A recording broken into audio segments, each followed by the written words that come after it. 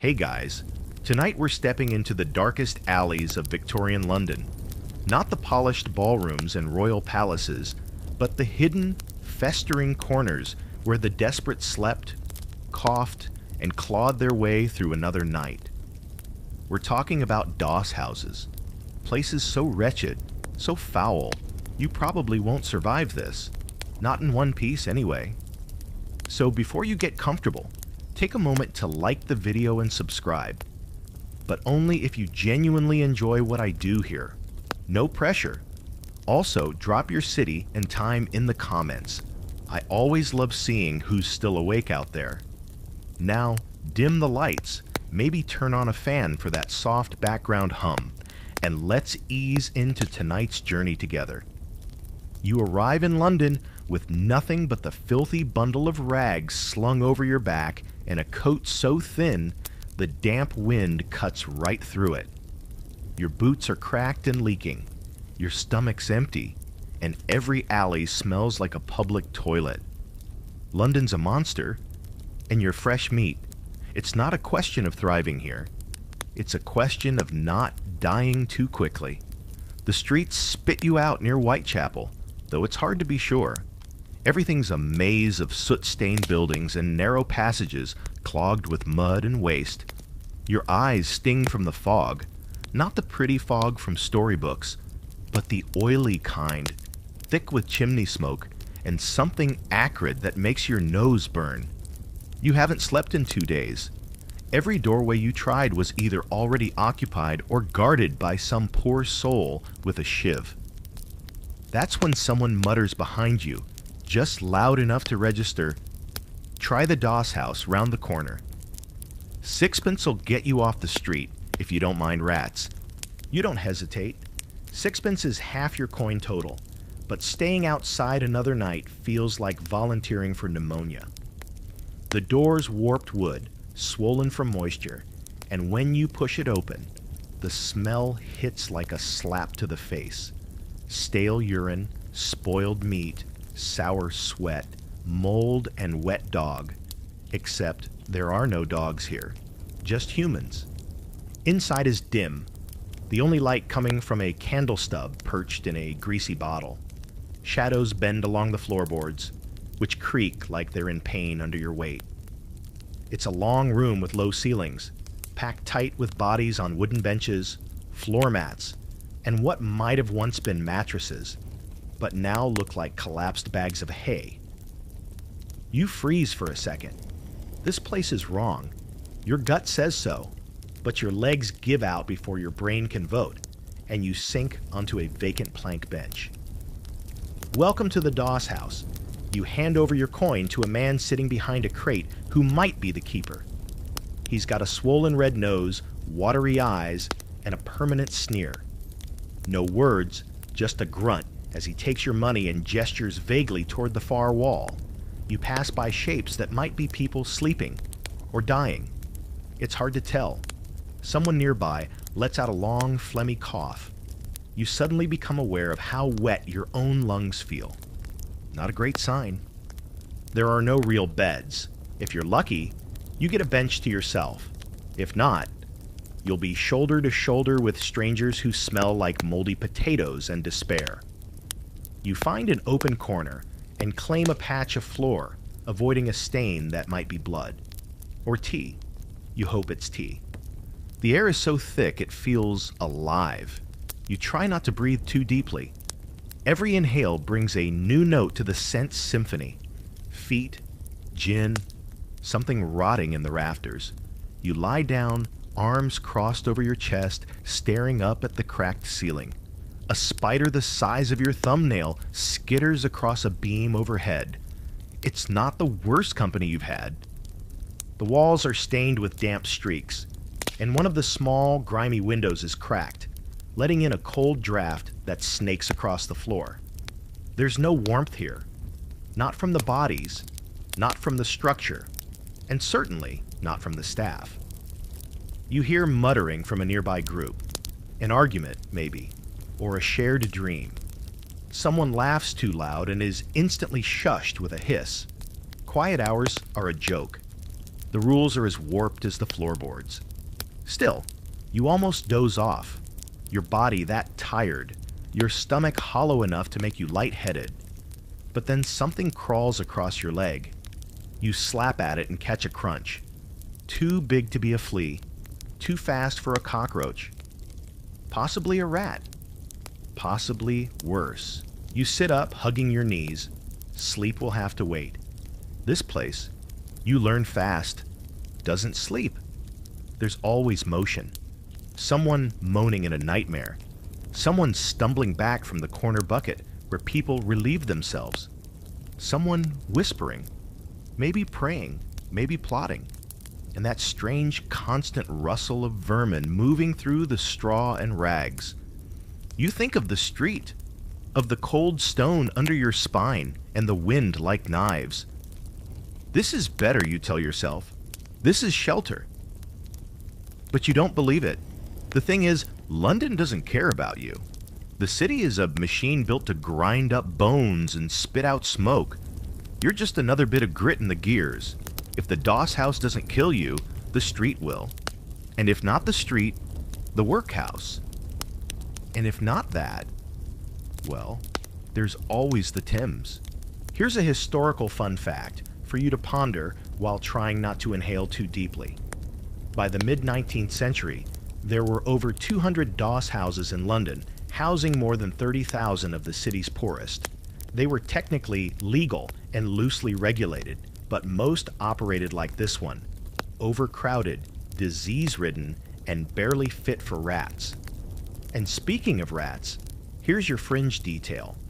In some of the worst houses, rats were known to crawl into the beds with sleeping lodgers, not just for warmth, but for a nibble. You try not to dwell on that one. There's still debate among historians about whether doss houses helped or harmed the urban poor. Some argue they were better than nothing, offering at least minimal shelter. Others say they concentrated illness, crime, and abuse in ways that made life even more dangerous. Either way, you're here now. You've joined the ranks of the forgotten, clinging to sleep in the belly of the city's filthiest beast. Outside, you hear a church bell strike 3. Still hours until dawn. Still no hope of rest. You lie back down anyway. There's nowhere else to go. Morning arrives not with light, but with movement. Around 5 o'clock, a rustling stirs through the sleeping bodies, a slow, sour wave of shuffling limbs and muffled groans. You open your eyes just as someone steps over your head, bare feet slick with grime, toenails like blackened little scythes. The smell is worse in daylight somehow, like the warm breath of the building has grown confident and bolder now that you've all survived the night. You're still here. Congrats. But don't get too comfortable. You sit up and wince. Every muscle aches. Your clothes are damp, and your skin itches in a dozen places you can't reach without making it weird. Your hands feel sticky. You don't want to know why. The spot where you slept has left a faint mark on your trousers, and there's a questionably shaped wet patch a few inches from where your head had been. You scoot away, then regret moving at all. The air is thicker now, like someone boiled cabbage in sewage and poured it into your lungs. The keeper's voice finally cuts through the morning chaos, raspy and mean. Up, clear out by 6, no good morning, no thank you for not dying. Just that bark and a gesture toward the door with his stick. Some folks grumble. One older man coughs so hard he nearly topples over, but everyone moves. You move. Because the only thing worse than paying 6pence for a night in that pit is overstaying and getting your ribs cracked for free. You stumble toward the exit, dragging your satchel behind you. There's no such thing as personal hygiene here. No wash basin, no toilet, and certainly no privacy. A few folks splash water from a barrel out back, if they're feeling ambitious or diseased. You don't. The water's got floating bits anyway, and it's cold. Bone-biting cold. Now comes the worst part, breakfast, or what passes for it. You follow the sluggish flow of bodies to a side alley where a vendor sets up near the Doss house most mornings. He's called Stinky Bill, and you're about to find out why. His breath alone could fumigate a tenement. He wears a coat patched so many times it's become a historical artifact, and his cart is filled with something boiling.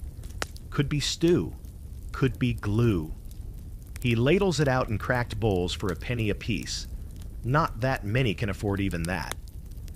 You offer a coin, not even sure if it's yours, or one you found stuck to your boot, and he hands you a bowl. It smells gray. That's the only way to describe it. A mix of turnips, questionable meat, and yesterday's regrets. You eat it anyway. Hunger wins. The taste isn't even the worst part. It's the texture. Stringy, with surprise lumps and an aftertaste like candle wax. You gag once, discreetly. Some nearby kids aren't so lucky. One throws up and keeps eating. You realize, disturbingly, that this might be the most nutrition you'll get all week. As you slurp the last of it down, because you're not letting any of that go to waste, you hear someone mutter beside you, "Better than what they served last week? Rat stew, that was." Fur and all, you glance at him. He doesn't look like he's joking. By mid-morning, you're back to wandering. You don't have work, not today, and probably not tomorrow unless a miracle or a death opens up a spot on a road crew or in the tanneries. So you walk. You walk because stopping means thinking. And thinking leads to dangerous places.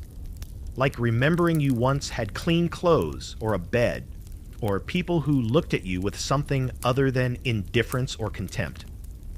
You pass another Doss house, this one with a slightly fancier sign. Paint not completely flaked off. Shelter, 6 pence a night. Bed and board. A lie, obviously. No one uses the word bed honestly anymore. But you make a mental note, if the current dump refuses you next time, maybe you'll try this slightly less moldy alternative. You're not the only one eyeing your options. There's a whole world of people moving quietly through London's cracks. The ones who aren't yet dead, but not quite alive either. A woman walks past with a child tied to her back and another clutching her hand, both barefoot. An older man mutters to himself and scrawls something on the wall in chalk, then spits at it. Everyone's surviving in the same ghostly rhythm. Wake, wander, scavenge, sleep, repeat. The city doesn't care who you are, just how long you can stay invisible. You find a stoop and sit for a bit, watching the street wake up. Carriages rattle by, the horses looking healthier than most of the people. A lamplighter moves down the block, extinguishing the last of the gaslights. You envy him. A job. A purpose. Maybe even boots without holes. You imagine asking how he got there. What string of luck or decisions led him to light and not darkness? But he walks past without looking at you. That's fair. You barely exist. There's a historical footnote for you to chew on while you digest that breakfast horror. 6 pence might not sound like much now, but back then, it was a full day's wage for many laborers, if they could find work. For someone on the fringes like you, that 6 pence could mean the difference between a lice-ridden bench and freezing to death under a bridge. And yes, this system fueled an entire economy of landlords who profited handsomely by cramming as many humans as possible into these so-called lodging houses. A sort of proto-Airbnb, if Airbnb also included smallpox and bucket toilets. Here's your quirky tidbit for the day. Some Doss houses didn't even bother with benches or mats. Instead, you could pay to sit all night in a room, propped upright among a group of equally miserable strangers. No leaning, no lying down, just sitting. For hours, that was cheaper. It was called a penny sit-up. And yes, it was as delightful as it sounds. There's still ongoing debate among social historians about whether the Doss house system was a symptom of deeper poverty or a cause of its spread. Did they give people just enough to survive while trapping them in a cycle? Or were they genuinely the last safety net before total collapse? You don't have the luxury of pondering that too deeply. Your stomach already feels sour. Could be the stew. Could be the existential dread. The day's not even half done, and you already know where it's heading. You'll walk, maybe try a soup kitchen if you can get in. You'll avoid constables. You'll dodge the feverish ones. And by dusk, you'll shuffle back toward the doss house with a coin clenched in your fist like a secret. Because no matter how vile it is inside, it's still better than the night air gnawing through your ribs. You get up, joints cracking, and start walking again. The evening fog slides in like a thief. By the time the sun surrenders, the streets are already cloaked in that peculiar London soup, thick, gray, and sour, tasting faintly of soot and damp boots. You're back in the alley outside the doss house, sixpence clutched so tight in your hand it's left a permanent dent in your palm. You feel like Gollum guarding his precious, except instead of magic, this coin just buys you a horizontal surface and maybe a rat-free patch of floor. No guarantees. The doorway looks the same as last night, but worse now that you know what's behind it. You hesitate for half a second. A cold wind punches through your coat, and that settles it. The alternative is sleeping in the street again, and your spine still hasn't forgiven you for the last time. Inside, the warmth hits immediately, but not in a good way. It's like walking into a mouth. The air is thick, sour, and wet, impossible to breathe without tasting. You pause just past the threshold, letting your eyes adjust. Not that it helps much. The doss house glows in the flicker of a few oil lamps and candles, but mostly it's just shadows, movement, and stink. You find a spot on the same bench as last night, though this time there's competition. A woman with a nose like a hawk's beak eyes you up and down, calculating whether you're a threat or just another scrap of human meat. She shifts grudgingly to make room. You mutter thanks. She doesn't respond. From your seat, you can see the full horror of the place. Bodies slumped in corners, some sitting upright in silent misery, others already curled on the floor, trying to sleep through the noise. It's louder tonight. More coughs, more arguments, more clanking of bottles. Someone laughs too hard in the back, and you hear the unmistakable crack of knuckles meeting flesh. A short scuffle, then silence. Nobody intervenes. Nobody ever does. The scent is a new blend tonight. Sweat, of course. But also something metallic, maybe blood, and something unmistakably fishy. You don't want to think too hard about that. The stench clings to your clothes, your skin, even your breath. You've become part of it, woven into the tapestry of stink. You notice a child, no more than 6, curled in a corner, bundled in a threadbare blanket, thumb in mouth, face slack with sleep. Their mother, maybe, sits nearby, knees hugged to her chest, watching the room like a soldier. Her eyes never stop moving. You don't know how people raise children in this, but they do. Or try. You've heard the horror stories, babies born in doss houses, sometimes dead before dawn, sometimes wrapped in rags and carried out before the keeper even notices. No paperwork, no names, just another ghost. Dinner tonight is non-existent. You've already spent your only coin. You chew a crust of bread you found earlier, hard enough to chip a tooth. No one offers anything. Sharing here is rare, and when it happens, it's usually between family or gang members. You're neither. It's getting colder. Someone started a small fire in a tin can by the wall, but the smoke is already choking half the room. The keeper doesn't care. He's slumped behind the desk, one boot on the counter, sipping from a bottle and pretending not to hear the fights or the moaning. Every so often he yells, "Quiet!" without looking up. It's a ritual, not a rule. You notice something crawling on the wall, Long-legged, shiny, it vanishes into a crack. Probably just another beetle. You've stopped keeping track of all the species that share this place. Spiders, lice, fleas, silverfish, and of course, rats. One of the regulars, an older man missing most of his teeth, once claimed he woke up with a rat on his chest, gnawing through the buttons of his coat. You laughed at the time. Now, you're not so sure he was lying. Here's a charming historical footnote to chew on while trying not to inhale too deeply. In some of the larger doss houses, occupants had to bring their own straw for bedding, or pay extra to rent it. Not fresh straw, just slightly less moldy straw. The idea of sheets was pure fantasy. You lie down on your bench and shift, trying to ignore the movement beneath your coat. It's subtle, an itch just below the collar, then another near your waistband. Lice, probably, or fleas. You'll find out soon enough.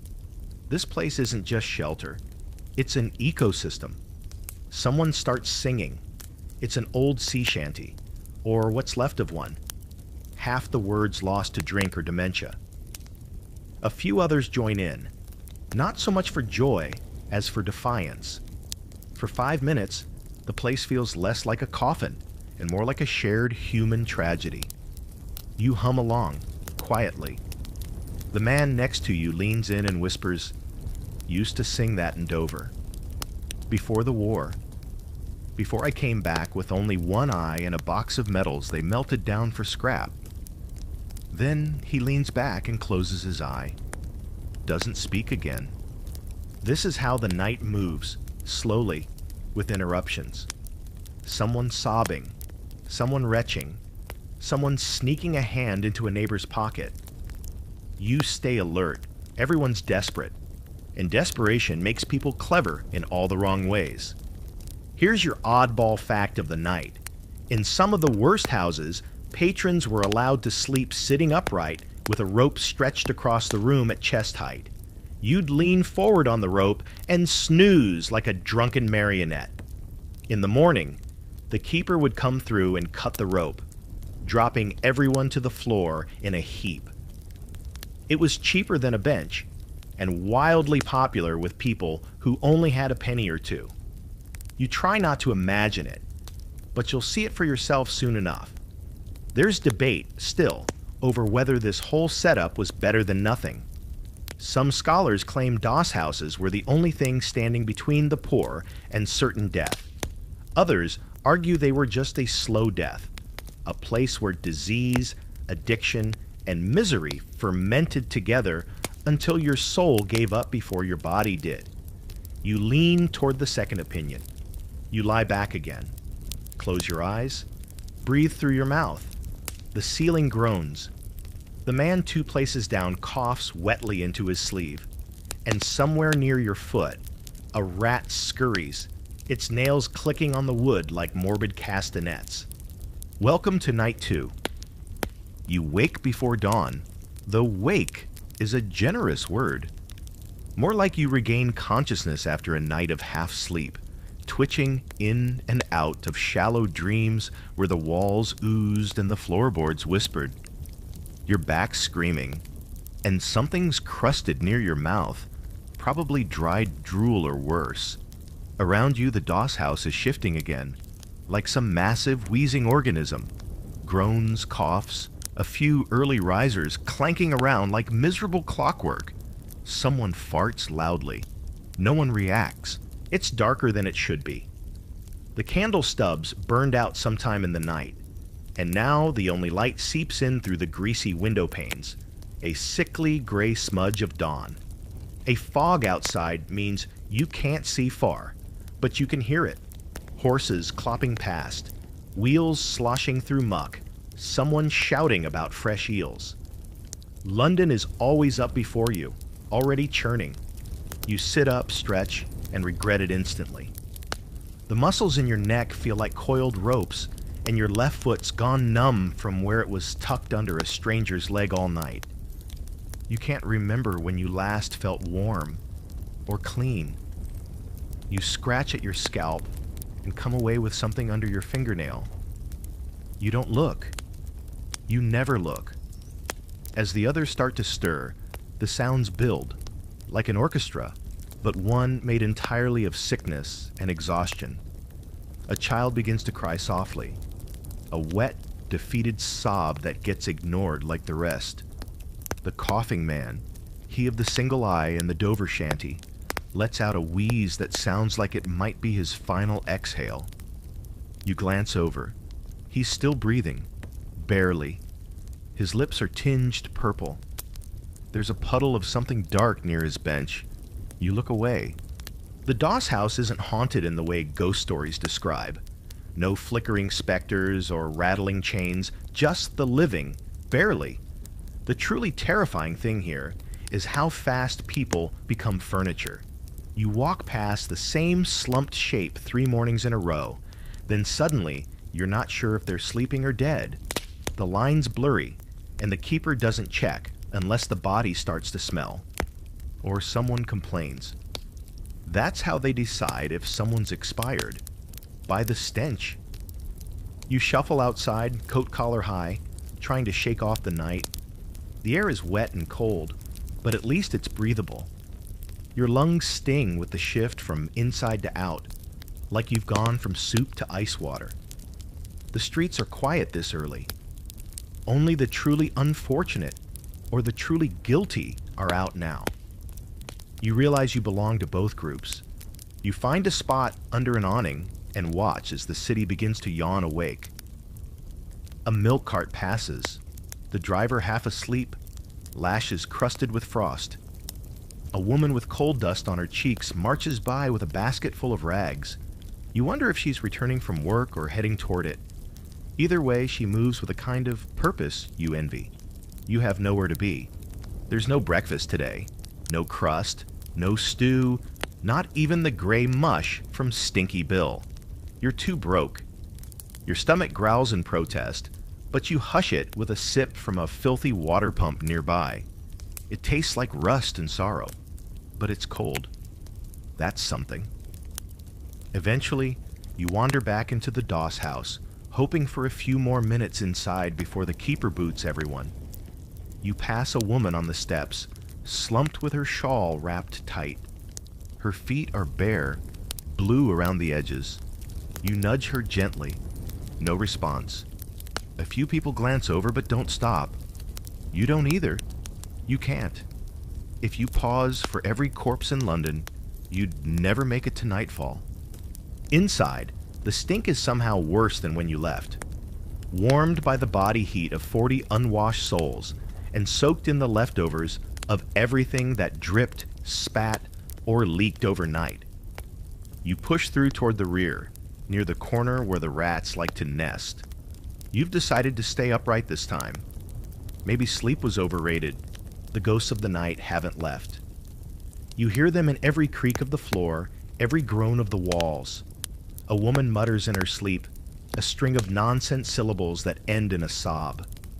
Someone scratches at the doorframe, fingernails rasping wood like claws. The man with the one eye is lying still now. His chest isn't moving. You wonder how long until someone notices. Here's a little slice of Victorian fact to flavor your misery. Many Doss houses were so overcrowded that people literally slept on top of each other, stacked like fish. One record notes lodgers lying shoulder to shoulder, head to foot, packed so tightly that if one turned over, they all had to. That's not an exaggeration. That's geometry. You shift on the bench to relieve a pressure point on your spine, then freeze as a sharp pain jabs your thigh. You reach under your coat and pull out a splinter, a big one, from the bench itself. The place is attacking you now, like it's developed its own malevolent sentience. You can almost believe it. Nearby, a man and a woman argue in hushed tones over something you can't quite make out. You catch bits. Last penny. He promised. Not again. It ends with the woman storming off and the man slumping forward, head in hands. You think about offering him a word, maybe a joke to lighten the mood, but what would you even say? Cheer up, the lice are thriving. better to stay quiet. Here's your fringe fact for the night. Some doss houses were used by criminal gangs as recruitment centers. Think of it, a room full of desperate men, no prospects, no families, no witnesses. The perfect hunting ground for pickpockets, burglars, and worse. If you seem strong enough, or dumb enough, someone might slip you an offer. You haven't been approached yet. That might be a bad sign. Or a worse one. A historical debate still lingers in musty academic halls over whether the government should have done more, whether there should have been regulations, inspections, some effort to clean these places up. Some argue they tried, a little. Others say they turned a blind eye, as long as the poor were quiet and out of sight. It's an old game. Move the problem somewhere dark and let it rot. You lie back again, eyes fixed on the low ceiling. The beams above you are splattered with stains you've stopped trying to identify. You hear a wet cough from across the room. Could be consumption, could be nothing. But if it's something, and you catch it, you'll end up like the man with the one eye, just another still shape on the floor, waiting for the keeper to sniff you out. Sleep doesn't come easy. It never does. But exhaustion always wins, eventually. You drift, hovering between awareness and dreams, until even the stink starts to feel familiar. Almost homey. And that's the worst part. By the time your eyes peel open, the room already reeks of boiled something. Not food exactly. More like someone took food, forgot about it for a week, then reheated it in a boot. You sit up slowly, neck stiff, mouth dry, and stomach twisted in a knot that might be hunger, or might be the memory of yesterday's stew. The space around you is in motion again. This place never fully stops moving, even when most of its occupants do. Today, there's a line near the far end of the room, a crude queue forming around what you assume is breakfast. You're torn between curiosity and dread. Your last meal from this place made your insides rebel, but your ribs feel like they're auditioning to burst out of your skin like something from a penny dreadful, so you shuffle toward the smell. The kitchen, if you can call it that, is a back room with a single blackened stove and a tin pot big enough to drown in. No firewood, just a few sputtering coals and smoke so thick it stings your eyes before you even get a look at the pot. The cook, if that's the right term, is a sallow man with eyes like boiled eggs and hands so crusted with grime they look fossilized. He slops something into a chipped bowl and shoves it across the table without looking up. You try not to sniff it too deeply. Mistake number one. The color is an unholy grayish yellow, like gravy that's given up. Chunks of something float near the top, root vegetables, unidentified organs. Your brain is begging you not to find out, but your stomach doesn't care. You take a sip. Immediately regret it. The flavor is confusing. It tastes like onions, yes, but also feet, and maybe soap. Definitely a sour metallic tang underneath everything, like the pot itself is melting into the broth. Still, you finish every drop. There's no such thing as too gross to eat anymore. Hunger's rewired your brain. You now operate under a very different rubric, edible or not immediately fatal. You sit in the corner afterward, trying not to throw up, when someone flops down beside you, a wiry man with a twitchy leg and a smile that screams, "I've stolen at least 3 coats." He gives you a sideways glance and says, "First time in it." You nod. No point pretending otherwise. You still look too hopeful. You haven't fully sagged into the house's rhythm of resignation. He chuckles, scratches his beard, and probably 3 layers of scabs beneath it, and leans closer. Don't get used to the food. If it's not turnip soup, it's bread soaked in gin. That's if they're generous. He scratches again. Once saw him make porridge with chalk water, gave half the lot the runs. Other half didn't make it through the night. He's not joking. You learn quickly that the meals here follow a rotation, but not one based on nutrition or variety. It's more like a mood ring made of despair. Whatever's cheapest or discarded from the markets ends up here, boiled beyond recognition. Rumor has it that one of the nearby butchers sells the doss house buckets of floor scraps, bits too grisly even for sausage. It would explain the texture. There's a strange routine to it all. After food, if you're lucky enough to get it, people sit in clusters. Some talk, some mumble to themselves, some stare at the wall like it's showing them something only they can see. You stay on the periphery, eyes open, ears sharper. You're learning who to avoid, the ones who pick fights, the ones who steal, the ones who whisper when no one's around, and the ones who smile too wide for no reason. One man in particular stands out. Tall, wiry, with a black coat that might have once been military issue. He paces constantly, muttering numbers. Every few steps he turns on his heel like a drill sergeant. No one gets near him. You don't either. Here's a fun historical tidbit to digest while your stomach flips. The government did conduct inspections on some doss houses, mostly to placate critics and the occasional noble bleeding heart. They'd send out a man with a clipboard and a handkerchief over his nose, and he'd check for things like bed cleanliness and adequate ventilation.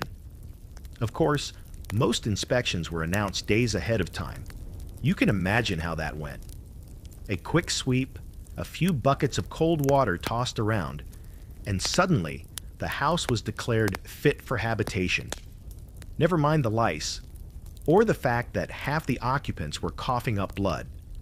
And speaking of coughing, someone near the stove lets out a rattle so deep and wet it echoes off the walls. Everyone tenses, but no one moves. Illness spreads here faster than news. You cover your mouth with your sleeve and shift further away, though you're aware it's useless. If it's consumption, what everyone whispers about but no one says out loud, you're probably already infected. It hangs in the air, in the sheets, in the breath of the woman sleeping inches from your boot. It's only a matter of time. There's a bit of comic relief, if you can call it that, when a fight breaks out over a bowl. Two men, both rail-thin and wild-eyed, grab opposite ends and scream obscenities that would make a dock worker blush. One tries to bite the other's nose. They tumble into a heap and the soup flies across the floor, splattering a third man who promptly vomits all over the bench. The keeper finally intervenes, not out of concern, but because the smell is threatening his own comfort. He beats them both out the door with a stick, one still clinging to a spoon. You take this opportunity to shift into the now empty spot near the wall. It's sticky, warm, and probably cursed, but at least it's quiet. You rest your head back and close your eyes, willing your body to process whatever horrors you just consumed. Let's pivot to something weird. Some doss houses offer discounts to those willing to perform. Not in a musical sense, though singing might get you a crust of bread, but in manual labor. You could clean the chamber pots, sweep the floors, or patch holes in the wall for a night's stay. One enterprising owner supposedly let lodgers wrestle rats in the basement for betting money. The winners got a half loaf. The losers, well, they still had dinner. Scholars love to debate whether the Victorian poor were idle or simply unemployable, but you're starting to understand how unhelpful those labels are. Most people here would work if they could find anything that paid more than a stale roll. The problem isn't laziness, it's the trap. Once you're in this life, the cost of escaping it is more than most can afford. Clothes, health, contacts, all the things you no longer have. You doze off for a few minutes somehow, but it's the kind of sleep that leaves you more tired than before. A shallow dive into a nightmare where you were back in your old life, whatever that was, then jolted awake by the cold, or a cough, or someone stepping on your fingers. Another day begins. Another bowl of whatever they can scrape together. Another night on a bench made for torture. You already know this. The routine will crush you if you let it. And yet, you stay. Because outside is worse. You don't mean to make eye contact. But it happens. It's the kind of mistake you make once in a place like this. Accidental, brief, and immediately regrettable. You're sitting near the back wall, staring blankly at a patch of mildew shaped like the British Isles, when a pair of pale, watery eyes lock onto yours. The man they belong to gives you a grin that reveals 2 teeth and a handful of regrets. He starts to shuffle over before you can look away. And just like that, you've been adopted by a doss house regular. He slides in beside you, close enough that you can smell his breath before he says a word. It smells like gin and something dead, possibly him. Name's Cutter, he says. Not a nickname, a confession. He doesn't elaborate. He doesn't need to. You nod politely, which is, of course, mistake number 2. You look new, Cutter says, voice a gravelly rasp like boots on cobblestone. You ain't talked to the old woman yet, have you? You raise an eyebrow. Cutter grins wider. Don't worry, she'll find you soon enough. She always does. She's the one with the foot. You'll know it when you see it. You don't ask what that means. You'll find out, apparently. Everyone talks like that here, in half-clues and ominous mutterings, like the walls are listening and might report back. The doss house is quieter this morning, as if everyone collectively ran out of energy at the same time. You stretch your legs beneath the bench, grateful no one's occupying the space directly across from you. The floor is slick, though, coated in something that might be soup, vomit, or candle wax, possibly all 3. You wipe your hands on your coat and instantly regret that too. There's no clean in here, just levels of dirty. Across the room, 2 young men are arguing. Brothers, maybe. You've seen them before. Matching hollow cheeks and matching jackets held together by safety pins in spite. Their voices are low but sharp, and though they keep their fists down, the tension builds like a coiled spring. Cutter watches them too, tilting his head like a cat. 10 Bob says the skinny one wins, he whispers. He fights like he's got nothing left. You don't take the bet. You already know who loses. Anyone nearby. A crash comes a moment later. One of the brothers lunges, knocking over a chair and a tin plate. They tumble to the floor in a blur of elbows and curses. The keeper stomps over, dragging one off by the collar and barking a warning too rehearsed to mean anything. He doesn't care who started it. He just wants quiet. The boys are tossed outside and the door slams shut behind them. Just another morning exorcism. Cutter grunts. Told you. He doesn't collect. You step outside for a breath of freshish air. The fog clings to your skin like sweat, and the sky is an eternal gray slab above. A cart rolls past, carrying a stack of crates stamped "Not Fit for Sale." You wonder if that's where your breakfast came from. The street is more alive now. Hawkers shouting, chimney boys darting between buildings like soot-covered rats, and older women hauling baskets so heavy their arms look like rope. You stay on the fringe, blending in. That's the trick to surviving out here. Don't draw attention. Not from the cops, not from thieves, not even from the kind-hearted. Pity is just a slower way to get robbed. You make your way to a quieter alley behind a fishmonger's shop, hoping for scraps. The stink of fish is eye-watering, but the bin has a few bones with enough meat to nibble on. You're not proud. You're just hungry. A boy half your age tries to muscle in beside you, but you growl without meaning to, and he scampers off. That's new. Apparently you're frightening now, or pathetic enough to look dangerous. Either way, it works. Here's a historical footnote you'll appreciate now that you're gnawing on fish bones like a Dickensian sewer goblin. In Victorian London, the deserving poor, and the undeserving poor were a big thing. If you were sick, elderly, or widowed, society might throw you a crumb. But if you were young and able-bodied, like you were considered lazy, morally suspect. Your hunger was your fault. Your misery earned. Doesn't matter that the factories laid off half their workers. Doesn't matter that the city doubled in size in 2 decades and couldn't house its own labor force. Number. If you're here, it's because you chose badly. You spit out a fish scale and head back toward the house, avoiding a constable making rounds. He doesn't see you. Or he pretends not to. You're neither dangerous nor important. You're just more background noise. Back inside, the Doss house has returned to its baseline filth and mumble. Cutter's gone. In his place sits a young woman with a shrunken face and eyes like scorched earth. Her hair's tucked under a bonnet so stained it's turned a strange brownish green. She holds something bundled in her lap. Maybe a child, maybe laundry, maybe just rags. She doesn't look at you, just rocks slightly, forward and back, like a prayer or a malfunction. You hear someone say her name in passing, Ruthie. You tuck it away. And then, as Cutter predicted, you meet the old woman.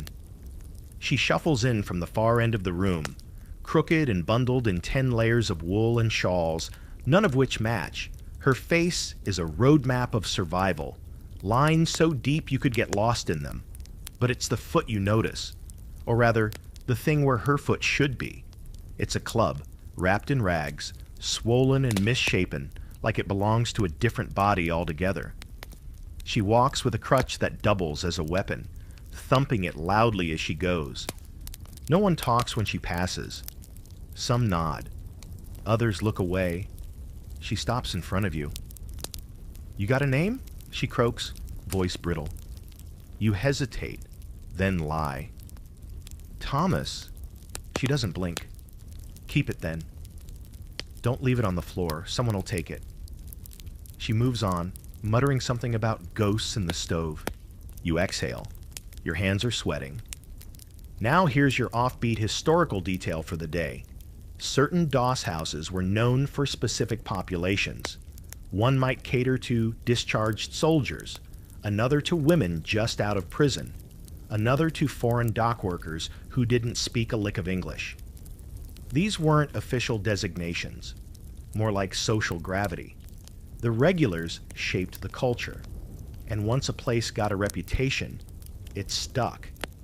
You wonder what your house's reputation is. You're afraid you already know. The place where people disappear between coughs. There's still debate over whether any of these places could have been improved without tearing the whole system down. Some reformers pushed for better lighting, for regular cleanings, for separate spaces for men and women. Others said that would just make the poor comfortable, something Victorian society had no interest in. Misery, after all, was supposed to be a lesson, a deterrent. You lie back against the wall and close your eyes. The soup still sloshes in your gut like regret. Your hands are cold, and your feet are beginning to itch again. Another sign the lice are winning. You dream briefly of a bed, a real one, with sheets and silence. Then you wake to someone screaming. The scream isn't the dramatic kind you hear in theater. No blood-curdling echo, no rising strings. It's short, sharp, and strangled. More like someone tried to shout with their mouth full of broken glass. Then comes a scuffle. The clatter of feet and fists. A crash. Someone knocks over a stool. You sit bolt upright, blinking hard, breath catching in your throat like you've swallowed something solid. The Doss house doesn't react like you'd expect. No one screams back. No one gasps. There's no panic. Just the kind of annoyed groans people give when a cartwheel breaks in the road. You scramble to your feet, pushing past bodies and rolled up bundles toward the source of the noise, half out of curiosity, half because your brain still hasn't fully learned to mind its own business. You find the source near the back. A man's hunched over, clutching his leg, while another lodger stands over him, breathing like a winded horse. The attacker's fist is bleeding, knuckles split and dripping. No one steps in. No one asks why. It doesn't matter who started it, not here. The rule is, if you lose, you leave. The keeper appears just in time to enforce it, swinging his stick with a kind of bored efficiency. "Out! Both of you," he grunts, and the injured man's dragged out by his coat collar. The other follows, limping slightly, muttering something in a language you don't recognize. The show's over. People go back to their corners. You return to yours, heart still hammering. The old woman with the club foot shuffles by, eyes narrowed like she saw everything, and intends to file it away for later. She doesn't say a word. You try to sit again, to melt into the bench, but the room feels tighter now, heavier. Like the violence has left something in the air, you itch again. Shoulders, back, thighs. It's not just nerves, it's the infestation. You pull your collar back and glance down. The first one is small, almost innocent looking. A pale, reddish dot crawling along your skin like a drunk explorer. Then another, then 3 more. Lice. The true tenants of the Doss house. You resist the urge to scratch, knowing once you start, you won't stop. Instead, you stand. Excuse yourself to no one in particular, and head outside into the London gloom.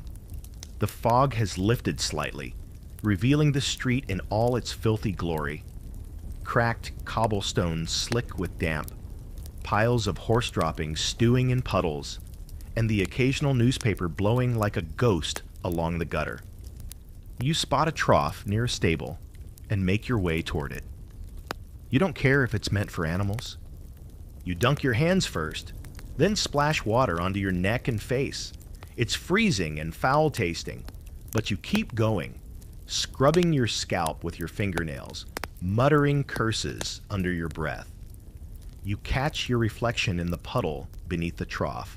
Sunken eyes, cracked lips, hair clumped with oil and dirt. You look exactly how you feel, like something that's been scraped off a wall. Here's a delightful historical fact to liven up your personal hygiene crisis. Delousing in Victorian Doss houses was considered optional. Optional, as in never happens unless an outbreak gets bad enough to attract city inspectors. Inmates at prisons had better chances of getting a bath. Most lodgers dealt with lice by shaving their heads or rubbing vinegar into their scalps. If they had vinegar, you've got neither. Just your fingers and an increasingly violent desire to rip off your own skin. Back inside, the room has settled into something resembling calm again. A man tunes a fiddle with 2 strings near the front, playing the same 4 notes on loop. It should be annoying, but it's oddly soothing. You notice Ruthie again, the girl with the burnt-out eyes, still rocking in place. The bundle in her lap stirs. So, it is a child. You're not sure how you feel about that. You move to sit elsewhere, and in doing so, brush up against a corner of straw bedding. It shifts under your foot, and you realize someone's buried beneath it. Just an arm visible, unmoving. For a moment, you freeze. Watch it. Wait. Then the arm twitches. Not dead, just resting. Maybe. It's hard to explain how sleep works here. It's not rest. It's survival mode. The body briefly shutting down to reboot, ignoring the scratching and the screaming and the threat of being robbed or stabbed in your dreams. You lie still and hope you'll wake up again. That's about it. There's a fringe story that surfaces in the house now and then. A whispered tale about a man who brought in a live pig to sleep next to for warmth. No one knows if it was true or urban legend, but Cutter swears he saw it. The pig snored louder than the man, he once said, shaking his head. But at least the pig didn't steal shoes. You wish you had something that strange to break the monotony. Later in the afternoon, you catch sight of something even stranger. Someone smiling. Not a drunk's grin. A real, honest smile. A middle-aged woman in a torn shawl sits cross-legged near the wall, knitting. She hums quietly. You've no idea how she's even functioning, let alone finding joy. But there it is, needle in hand, ball of yarn tucked into a filthy satchel, and a scarf slowly growing inch by inch. You stare for too long. She notices, offers a nod, doesn't stop humming. You feel embarrassed for staring. You also feel a little warmer. You didn't think that was still possible. Here's your scholarly debate to chew on while picking at invisible lice. Were doss houses simply a grim necessity, or a systemic failure of an empire too proud to admit it had poor people? Some historians argue that the very existence of these places kept people from total collapse, gave them just enough shelter to survive. Others say the doss house culture actually preserved poverty, stalling any real reforms by offering the illusion of support. You look around at the filth, the hunger, the infections walking on two legs, and you know where you stand. You pull your coat tighter, but it doesn't help. The cold comes from the inside these days. You close your eyes and rest your head against the damp brick wall, trying not to think about what's crawling under your collar or what that shadow near the door really is. The bench creaks under your weight, and someone lets out a long, low moan from the other side of the room. Then the coughing starts again. It's coming from near where one eye used to sit. Someone else now. A new cough. But the same ending is written on the wall. The doss house has rules. At least, that's what the sign near the entrance claims. A crooked plank nailed to the wall with big peeling letters: no spitting, no cursing, no fighting, curfew at 9. Clean your place. Every rule, a kind of punchline. Because in practice, no one follows them, and no one enforces them, unless the keeper's in the mood, which is rare and unpredictable as the weather. You notice early on that the only real rule in here is, don't be weak. Weakness gets you ignored at best, stomped at worst. If you're coughing too much, if you cry in your sleep, if you drop your guard for even a moment, someone will take advantage. Might be your blanket, might be your boots, might be something worse. So you learn to walk like you're tougher than you are. Head high, shoulders squared, eyes sharp even when your stomach's trying to digest itself. The posted rules hang there like a joke. No spitting? Please. The floor's a patchwork of dried phlegm, blood, and spilled stew. You've seen people spit just to claim a spot. No cursing? That's like telling the Thames not to flow. Every other word in here is a blasphemy, a threat, or a plea twisted into a curse. You heard a man yesterday describe breakfast using language that would give a sailor pause. No fighting? Hilarious. You've seen 3 brawls in 2 days, and the keeper only interfered once, when someone threw a tin cup and it nearly hit his gin bottle. And curfew? Technically, yes, the doors close around 9, but it's not like the house transforms into a peaceful boarding school afterward.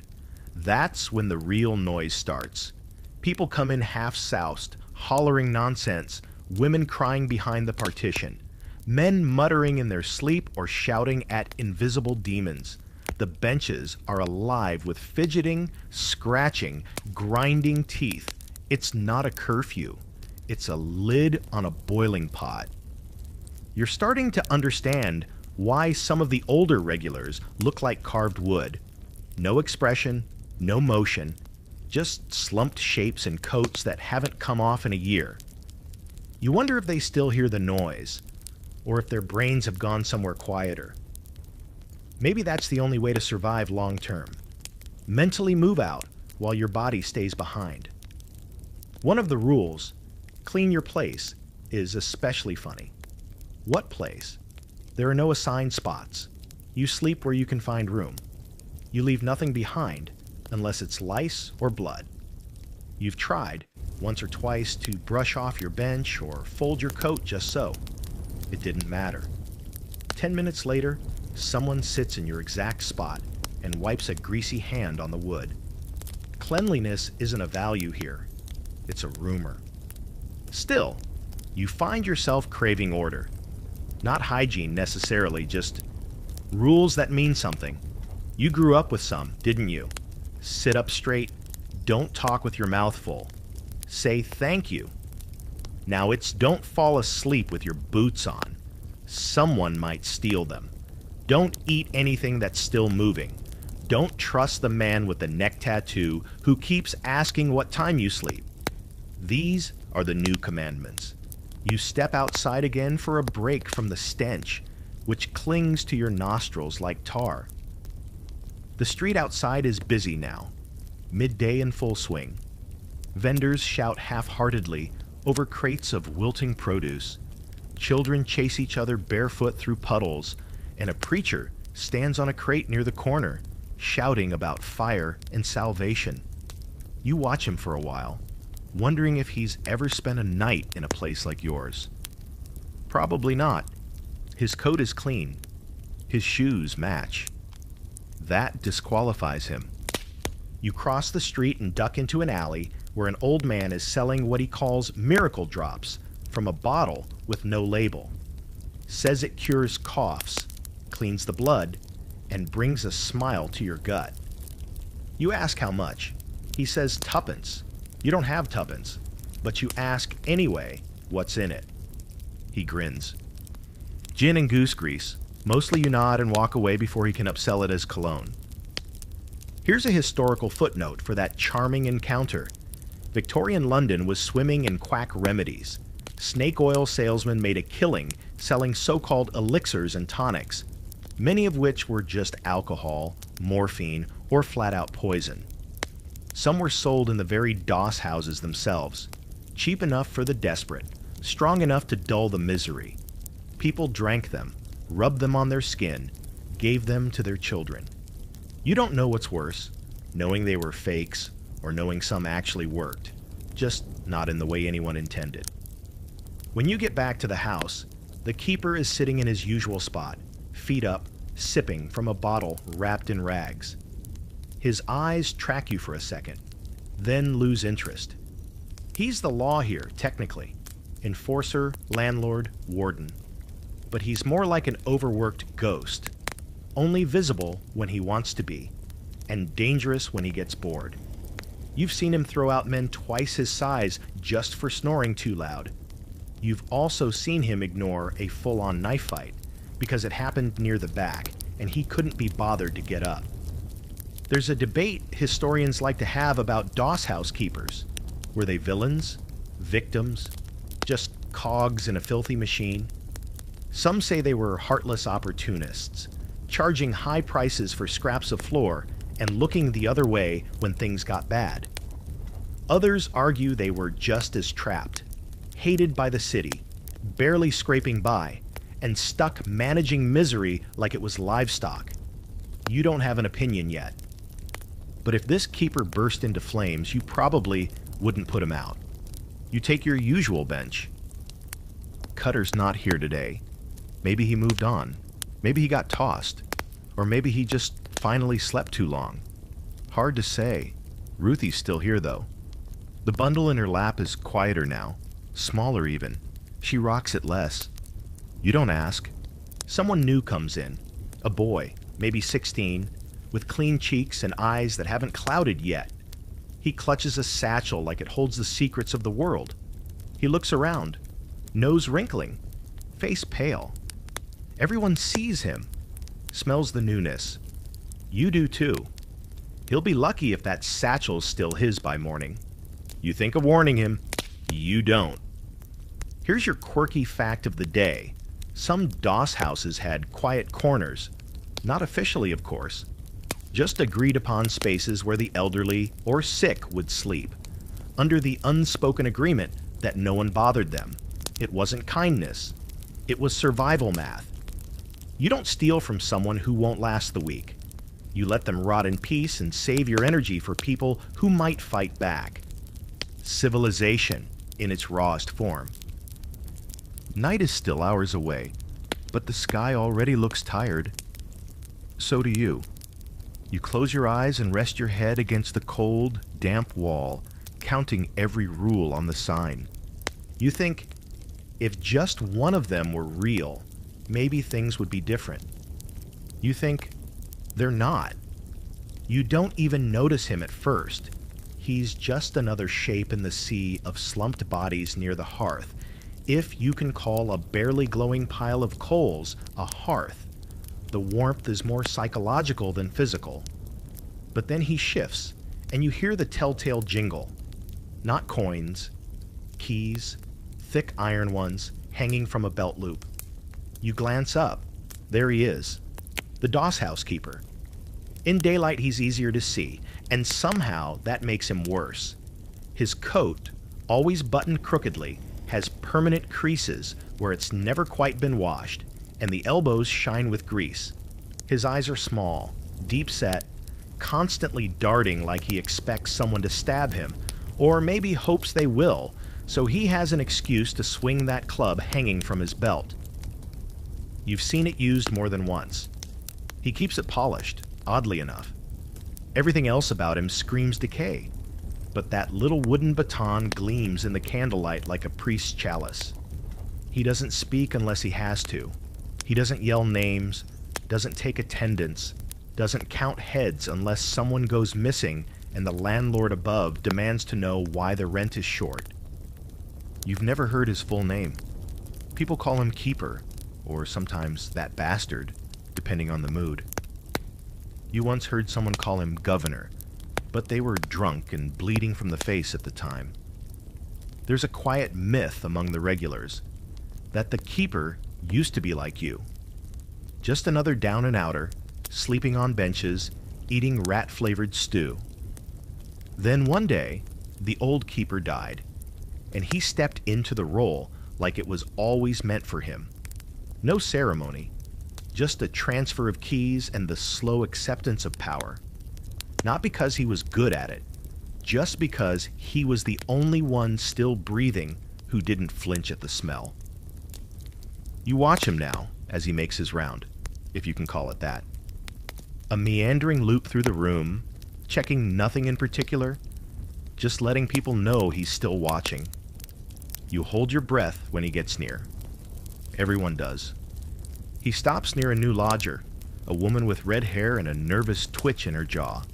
She shifts slightly, offering a weak smile, which he does not return. His eyes rest on her longer than they should. Then he moves on. You relax your shoulders. Barely notice you'd tense them in the first place. Here's a grim historical tidbit that will make your skin crawl more than the lice do. In several documented cases, doss housekeepers doubled as informants for the police. For the right price, or the right grudge, they'd point out which lodger had a knife hidden, who was part of a gang, who might have been seen near a crime scene. Sometimes they got a cut of the reward money. Sometimes they just wanted someone gone. And in a place like this, where everyone blends into the moldy wallpaper, it only takes a whisper to disappear someone permanently.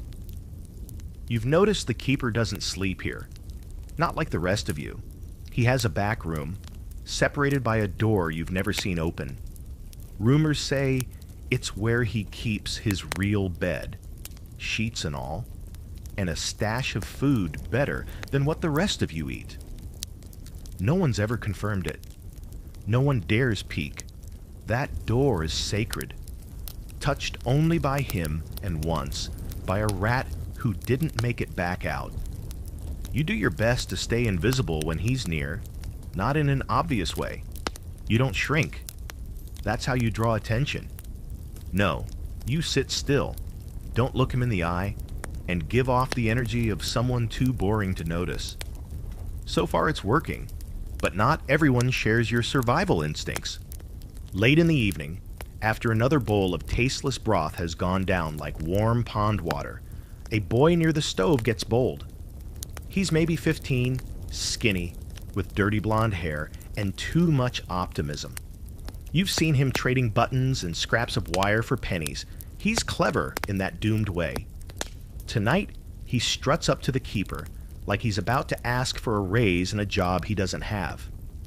"Sir," he says, loud enough to hush half the room, "we're out of straw in the corner again. Roof's leaking too. Think you could—" He never finishes the sentence.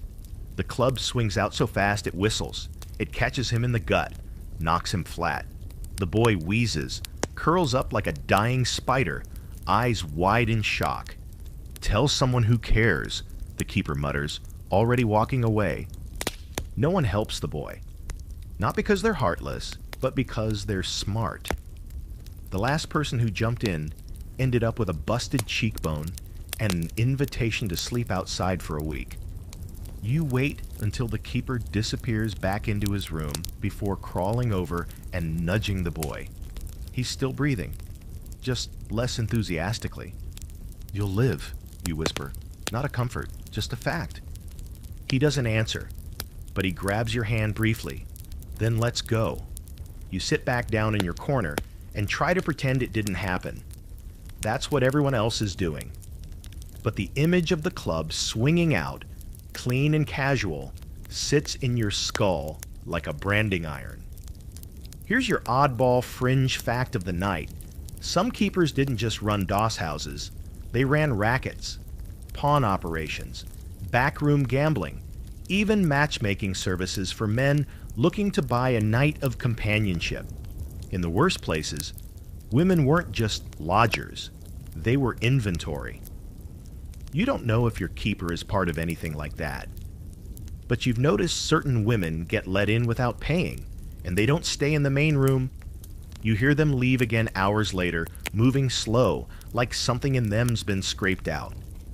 There's debate in the dusty corners of academia about how much power these keepers really had.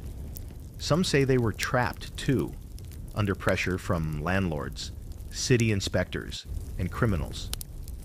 Others believe they ruled their turf like petty kings, building empires from the bones of the poor. You're leaning toward the latter. Empathy's a luxury that doesn't last long here, especially not when you hold the keys. The keeper's back room door creaks shut, and silence falls. Not peace, just the kind of quiet that settles when fear is the loudest thing left. You try to sleep. The bench is harder than ever. Your head aches. The stew's turning in your belly like it's trying to escape. But worst of all is the memory of that club and the way it moved, like it had a mind of its own. You realize something else as you drift. You're not afraid of dying in this place. You're afraid of living long enough to end up like him. You don't plan to get evicted. No one does. It's not the kind of thing you schedule. One moment, you're dozing on your usual plank, chin tucked into your coat, the rhythm of hacking coughs and scratching mice lulling you into something like sleep. And the next, a boot kicks your side and a voice barks your name, or at least the name you gave them. Thomas. It's the keeper. You know that voice, that tone that means something's about to hurt. You open your eyes slowly, trying not to move too fast. You've learned sudden movements only invite more attention, and attention here is a currency with interest. The keeper looms over you like a chimney, soot-stained and collapsing inward. He's not shouting, but he doesn't need to. Everyone's watching now, pretending not to. "You're late," he mutters, tapping the club against his thigh like it's an afterthought. "Payment was due at dusk." You blink. You thought you had another night left. Your coin's still warm in your pocket, thumbed 1,000 times in the past hour. It's the last one you've got. You start to reach for it, but he's already shaking his head. "Too late," he says. "I gave your spot to someone else." You try to protest. Quietly, respectfully, because you're not stupid. You explain you were going to pay, that you still have the sixpence, see? It's right here. He doesn't even look at it, just gestures toward the door. Out. And that's it. No negotiation, no refund policy, no appeals. The rules are arbitrary, enforced at the whim of a man who's lost all concept of fairness. And you knew that. You knew. But you thought, just maybe, this time. You gather your bundle, what's left of it, and step outside. The door slams behind you like a coffin lid. London greets you with cold fingers. Rain. Of course, not a torrential downpour, just a steady, sideways drizzle that soaks in immediately and stays. Within minutes, your shoulders are drenched. Your boots squelch with every step. You tug your coat tighter, but the wind finds the holes like it knows them personally. It's the kind of night where even the rats are sheltering in place. You head toward the alley behind the Doss house, where a few unlucky souls already huddle. There's no cover, just a stone wall and some broken crates. You recognize two of them, an old man who once offered you half his bread crust, and a girl who never speaks and stares at her hands like there's something foreign. They barely acknowledge you. Misery here is a private affair. You tuck yourself into a corner and sit on a step. The stone is slick and unforgiving. Water trickles down your back like it's trying to make a home between your vertebrae. You curl your legs in, pull your coat over your knees, and try to disappear into yourself. Now's a good time for a historical fact to keep your spirits up, right? Eviction from a Doss house wasn't unusual. Sometimes it happened because you couldn't pay. Other times, because the keeper just didn't like the look of you. There were no receipts, no contracts, no safety net. Once you were out, you were out. Your belongings, at risk. Your spot, immediately filled. Someone could sit where your body was still warm and not blink twice. You last about 2 hours before your teeth start chattering. It's not just the cold, it's the wind, the wet, the way your body seems to fold inward, trying to protect your insides from your outsides. You try to sleep, but every sound jerks you awake. The scuffle of boots, the rattle of a cartwheel, a drunk shouting at ghosts. There's no rest here, just waiting for the next bad thing. You debate your options. There's always the tannery. Sometimes they take on night laborers. The pay is wretched, and the work smells like death, but it's warm. Or at least warmer than this. You tell yourself you'll go at first light, but that means surviving the night. Someone else joins your alley. A boy, small, maybe 9 or 10, dragging a sack twice his size. He finds a dryish patch near the wall and curls up without a word. You wonder where his parents are. Then remind yourself that asking questions like that here is a form of self-harm. By dawn, your fingers are numb. Your coat is soaked through. You've barely slept. And now you have to decide. Try again at another Doss house with your last coin, or gamble on work. You stare at the silver in your palm. It looks lighter than it did yesterday. Or maybe you've just aged 10 years overnight. Here's something on the fringe to consider. Some Doss house evictees faked illness to get a night in the charity wards. Not always a good idea. Sometimes they kept you, locked you in, treated you like a specimen instead of a person. But still, it beat the cold. Some even faked madness for a stay in the asylum, where beds and food, while horrible, were at least consistent. Risky, though. Hard to prove you were sane once you'd said you weren't. You walk the streets until your feet burn. The tannery doesn't take anyone today.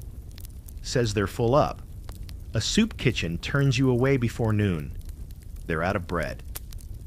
The fog rolls in thick around midday, and with it comes a hopelessness so heavy it settles in your bones. You pass by a shop window and catch your reflection. Wet, hunched, sunken eyes that look bruised. You wonder if you'd recognize yourself in daylight. And now You've made a full circle. Back to where you started, back to the Doss House steps, clutching the same sixpence, soaked to the skin and dizzy from hunger. You hate yourself for coming back, for hoping the keeper might have a scrap of compassion or forget he kicked you out. But he doesn't, and he hasn't. Full, he says, without looking up from his bottle. You don't argue. Just turn away and shuffle down the street, boots squishing, mouth bitter. So this is what eviction feels like. It's not a scream or a door slammed in your face. It's quieter, colder. It's the slow realization that you've become the kind of person no one wants to share floor space with. And the city just keeps moving. You don't plan to sleep under a bridge either. It just sort of happens. Like everything else lately, you wander long enough, with feet blistered and knees locked from cold, and eventually the city pushes you into its lowest crevice. This one is off Commercial Road, beneath a stone arch stained black by decades of coal smoke and horse piss. The river's not far, close enough that the air stinks of low tide, rot, and the chemical tang of factories upstream. You settle on a dry patch of ground, dry being a generous term, and lean your back against the wall, trying to remember what your spine felt like before it became part of the architecture. You're not alone, of course. Never are. The bridge is already claimed by a handful of others who, like you, couldn't scrape together sixpence or had the misfortune of offending the wrong keeper. You exchange no names, no greetings. There's a shared agreement here. Pretend each other doesn't exist unless absolutely necessary. It's safer that way. You curl into yourself, coat pulled tight, chin tucked down. Your hands are too cold to feel anything. You try to keep your feet off the wet spots. There's a drip from above, steady, rhythmic. You can't tell if it's water or something worse. You try not to think about rats, but you know they're there. You hear them, scampering through the rubbish and darting between shadows. One runs over someone's boot and gets swatted away. It squeals. The person doesn't even flinch. You drift in and out of sleep, if you can call it that. Your dreams are fractured, full of chasing and falling and cold teeth biting into your skin. You wake once to the sound of footsteps. Heavy, measured. A constable. A pair of them, actually.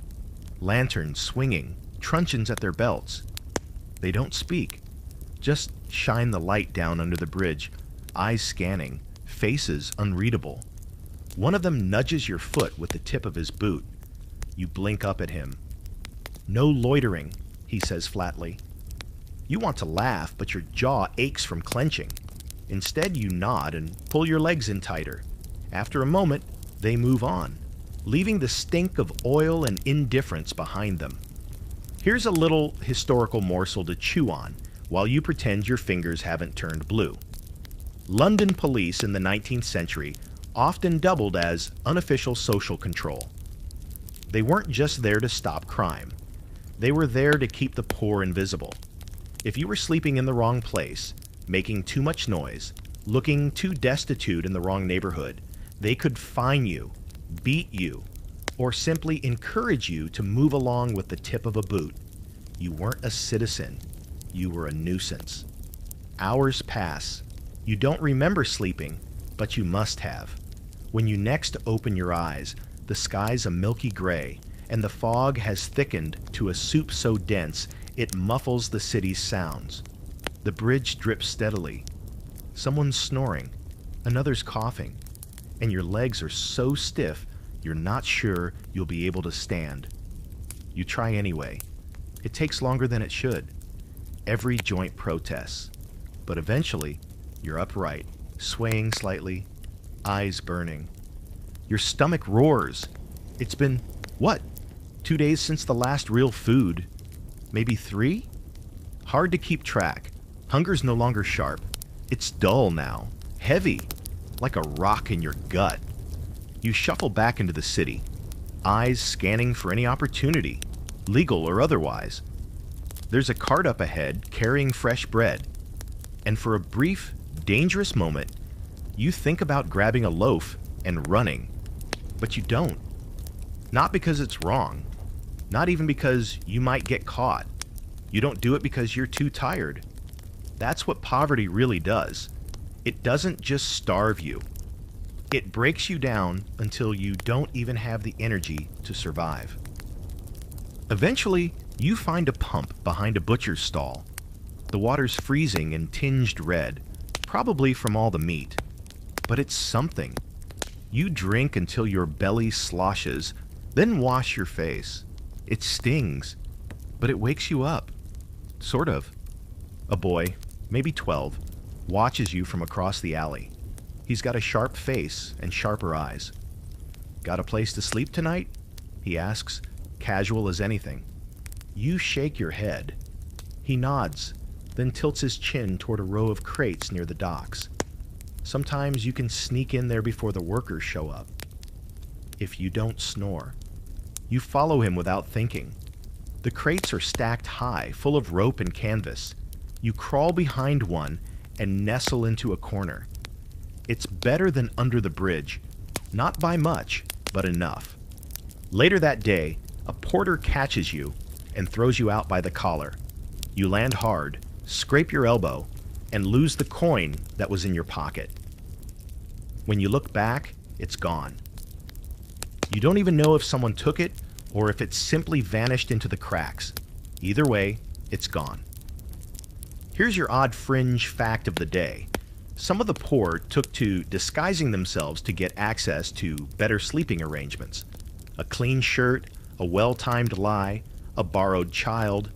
You'd be surprised what could get you into a charity shelter or even a boarding school's coal room for the night. There were entire informal markets around this deception. Borrowed respectability, some called it. Rent a cravat. Sleep indoors. You consider trying something like that. But again, too tired, too worn out. You're not clever enough when you haven't eaten, not brave enough when your bones feel hollow. That night you find yourself on the move again. Not toward the Doss house. That door's closed to you now, at least for the time being. Instead, you curl up on the step of a closed shop, half covered by an awning and ignored by passers-by. You're invisible, but not safe. A drunk stumbles past and mutters something about filthy dogs. You pull your coat tighter and pray he keeps walking. Here's your debate to ponder as the cold seeps in. Did the Victorians criminalize poverty, or were they just overwhelmed by it? Some historians say the sheer volume of destitute people, thousands pouring into the city each year, was too much for any system to handle. Others argue that the systems in place were designed to fail, so the rich could wash their hands of guilt. You can't tell who's right. But right now, lying on stone steps in yesterday's rain, it sure feels like someone decided this was your fault. You close your eyes and try to imagine warmth, a fire, a bed, a door that doesn't slam in your face. Instead, you get drizzle, footsteps, and that creeping thought that the bridge might have been better after all.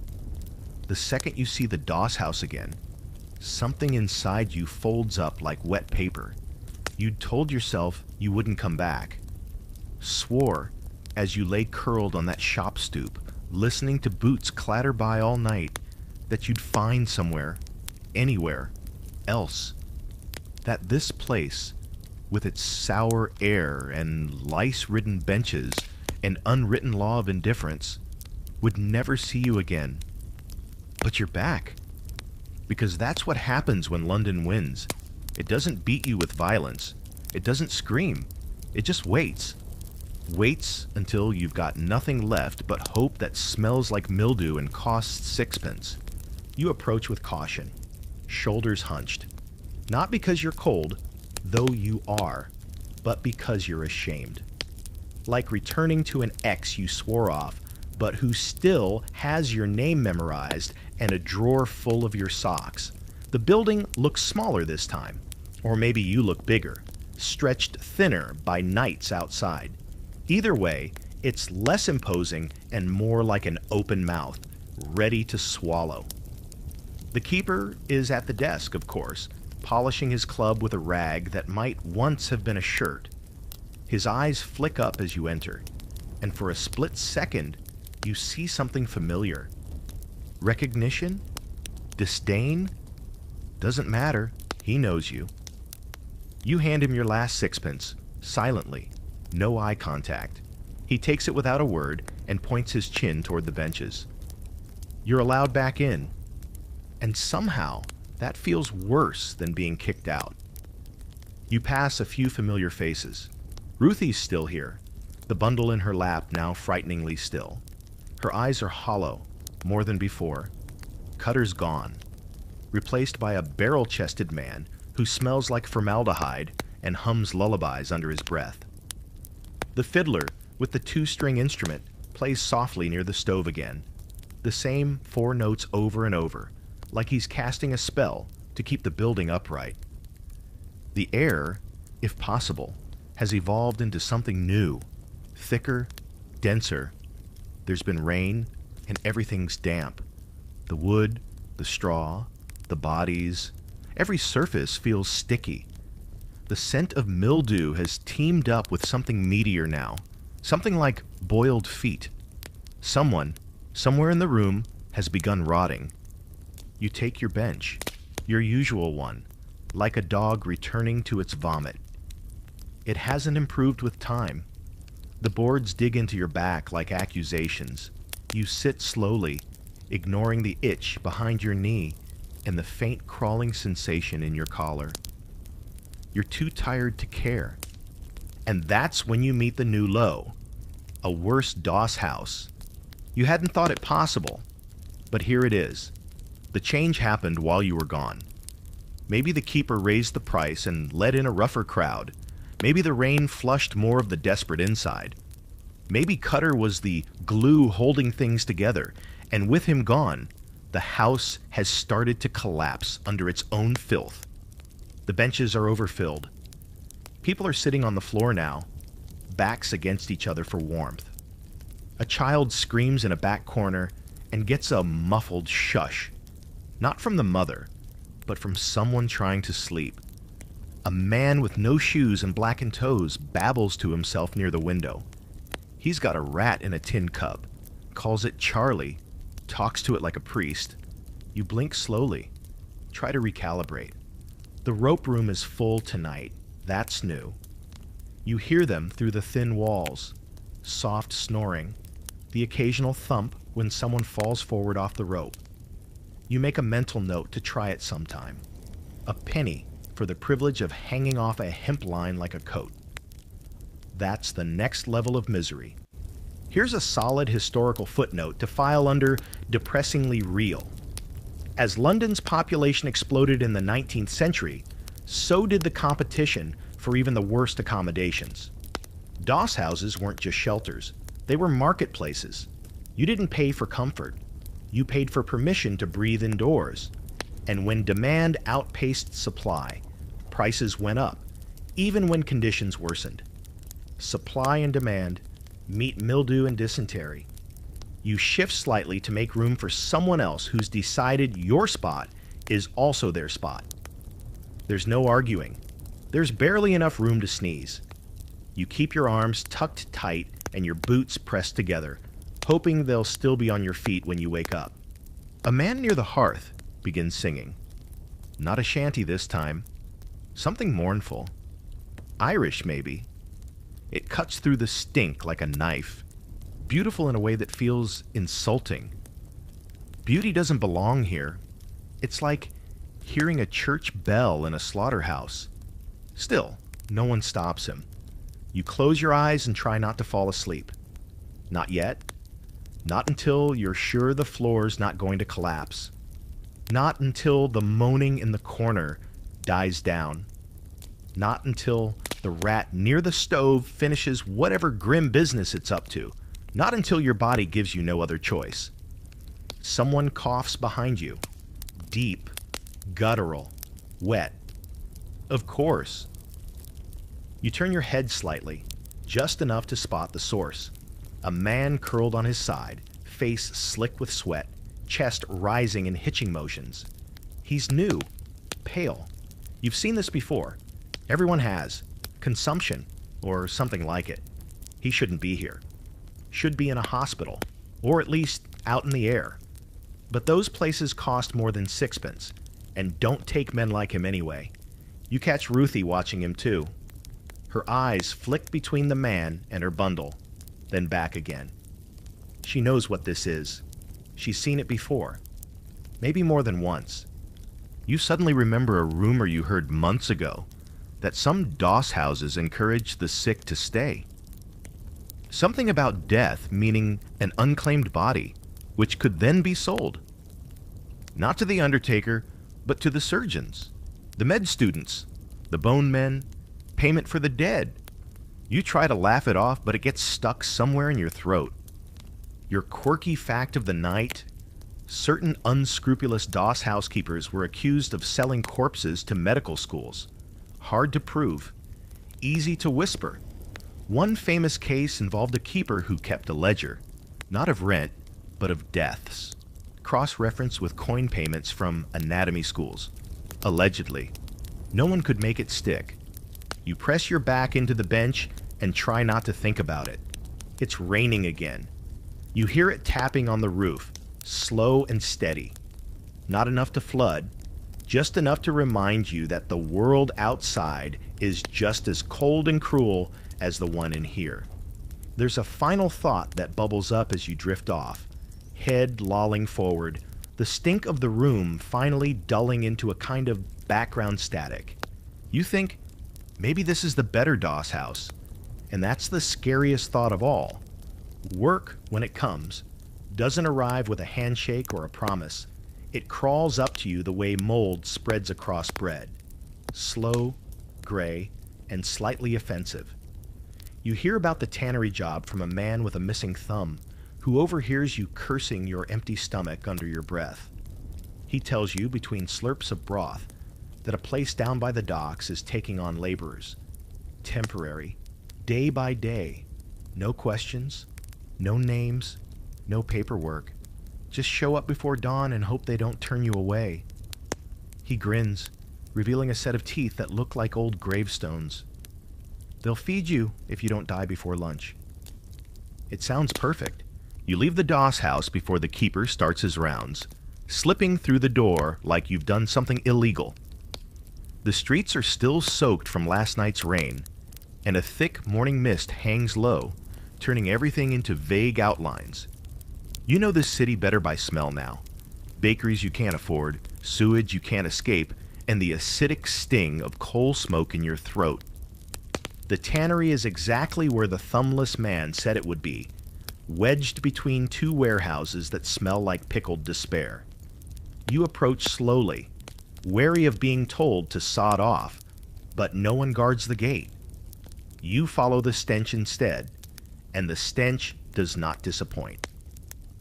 It's worse than the doss house, genuinely, a new depth of nasal suffering.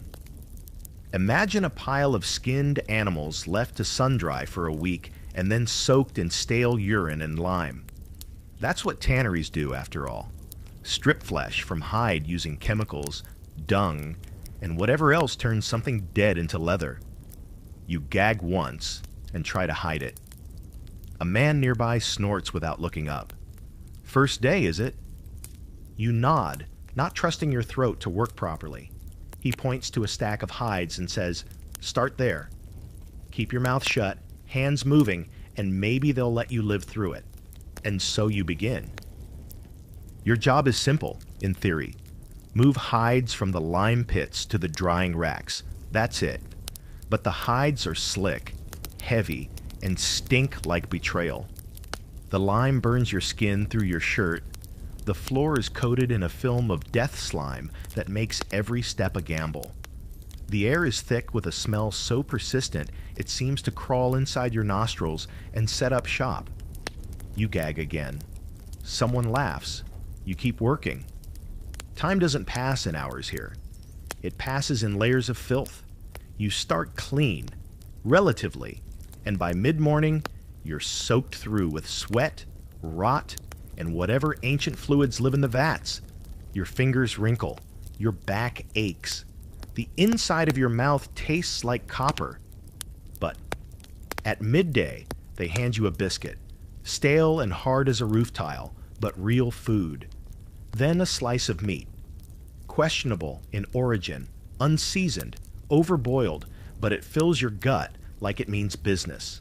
You chew slowly, carefully, not from manners, but because your jaw doesn't want to move anymore. Here's a historical footnote to honor your suffering.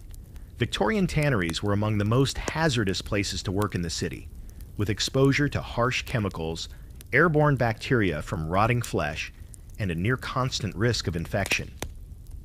Most workers didn't last long. Some went blind, some went mad from the fumes. But for those on the very edge like you, it was a lifeline. A miserable, scalding, skin-stripping lifeline. The man beside you, covered in the same filth and dried sweat, tells you this is his third week. "I don't smell it anymore," he says deadpan. "Means it's in my blood now." You can't tell if he's joking. You assume he's not. You keep at it until sunset. No breaks beyond lunch. No words beyond necessity. Just the slap of hides, the slosh of fluids, the groan of wooden racks being hauled into position. Your muscles scream at you, but you ignore them. You've been hungry too long to care about comfort. At the end of the day, a foreman drops a coin into your palm. A sixpence, cold, dull, and beautiful. You stare at it like it's holy. You're too tired to smile. But for the first time in days, you feel something like hope. A dangerous, fleeting thing. You don't go back to the bridge. You go back to the doss house. The keeper takes your coin without a word. No sneer, no bark. Maybe your new stink masks your old one. Maybe you're just another shape in the growing pile. You find your usual bench and collapse into it, sore and soaked to the bone in chemicals that probably have 12-letter names. The other lodgers give you a bit more space tonight. Your odor earns you a sort of respect, or distance at least. You scratch absently at your forearm and notice a faint red burn. The lime. It's already eating your skin. You'll need to find vinegar or something to neutralize it, eventually. Right now, you can't move, not even to cough. Here's your fringe fact to spice up the rot. Some workers in Victorian tanneries were paid partially in meat. Not prime cuts, of course. Offal, necks, kidneys, whatever was left after the good parts were sold. Most didn't ask questions. Hunger beat out curiosity every time. Sometimes the meat was from animals. Sometimes, well, best not to ask. As you settle into your bench, too exhausted to even pull your coat tighter, someone near the stove starts humming again. Same song as last night, the Irish one. You don't know the words, but your brain fills in the gaps. It feels like morning. Or maybe victory. Maybe both. You drift off faster this time. Your body's spent, and your brain's too blistered to form objections. The stink of the tannery clings to your skin, your hair, your soul. But you earned this stink. You paid for this bench. With your back. With your hands. With your nose, which may never recover. And somehow, that makes all the difference. By morning, the cough has found you. It starts with a dry tickle in your throat, harmless enough, almost an afterthought, until it doesn't stop. You wake choking, bent double on the bench with your mouth hanging open, hacking like your lungs are trying to leap out and escape without you. The man next to you shuffles away with the same urgency as someone avoiding a collapsing wall. You spit into your sleeve and hope it's just dust.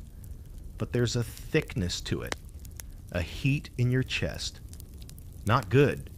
You try to ignore it. You've ignored worse. A cough's just noise after all.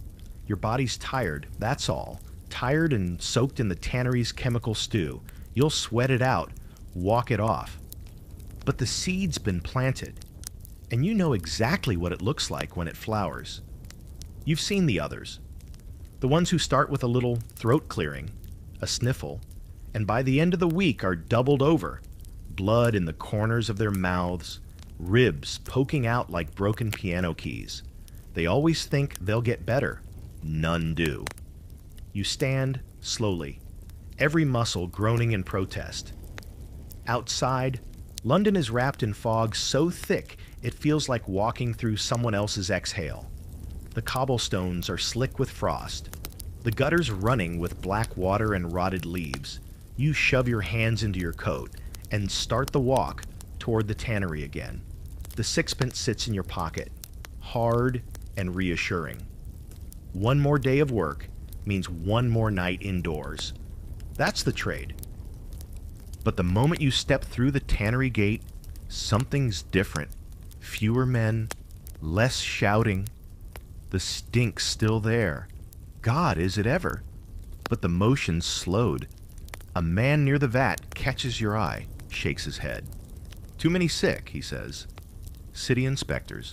Sent 3 of them to the fever wards. You blink. So, we're not working? He shrugs. Some are. Not you. Too many new faces already. Come back next week, maybe. You want to argue, but what would you say? That your lungs still mostly work? That you're only a little sick?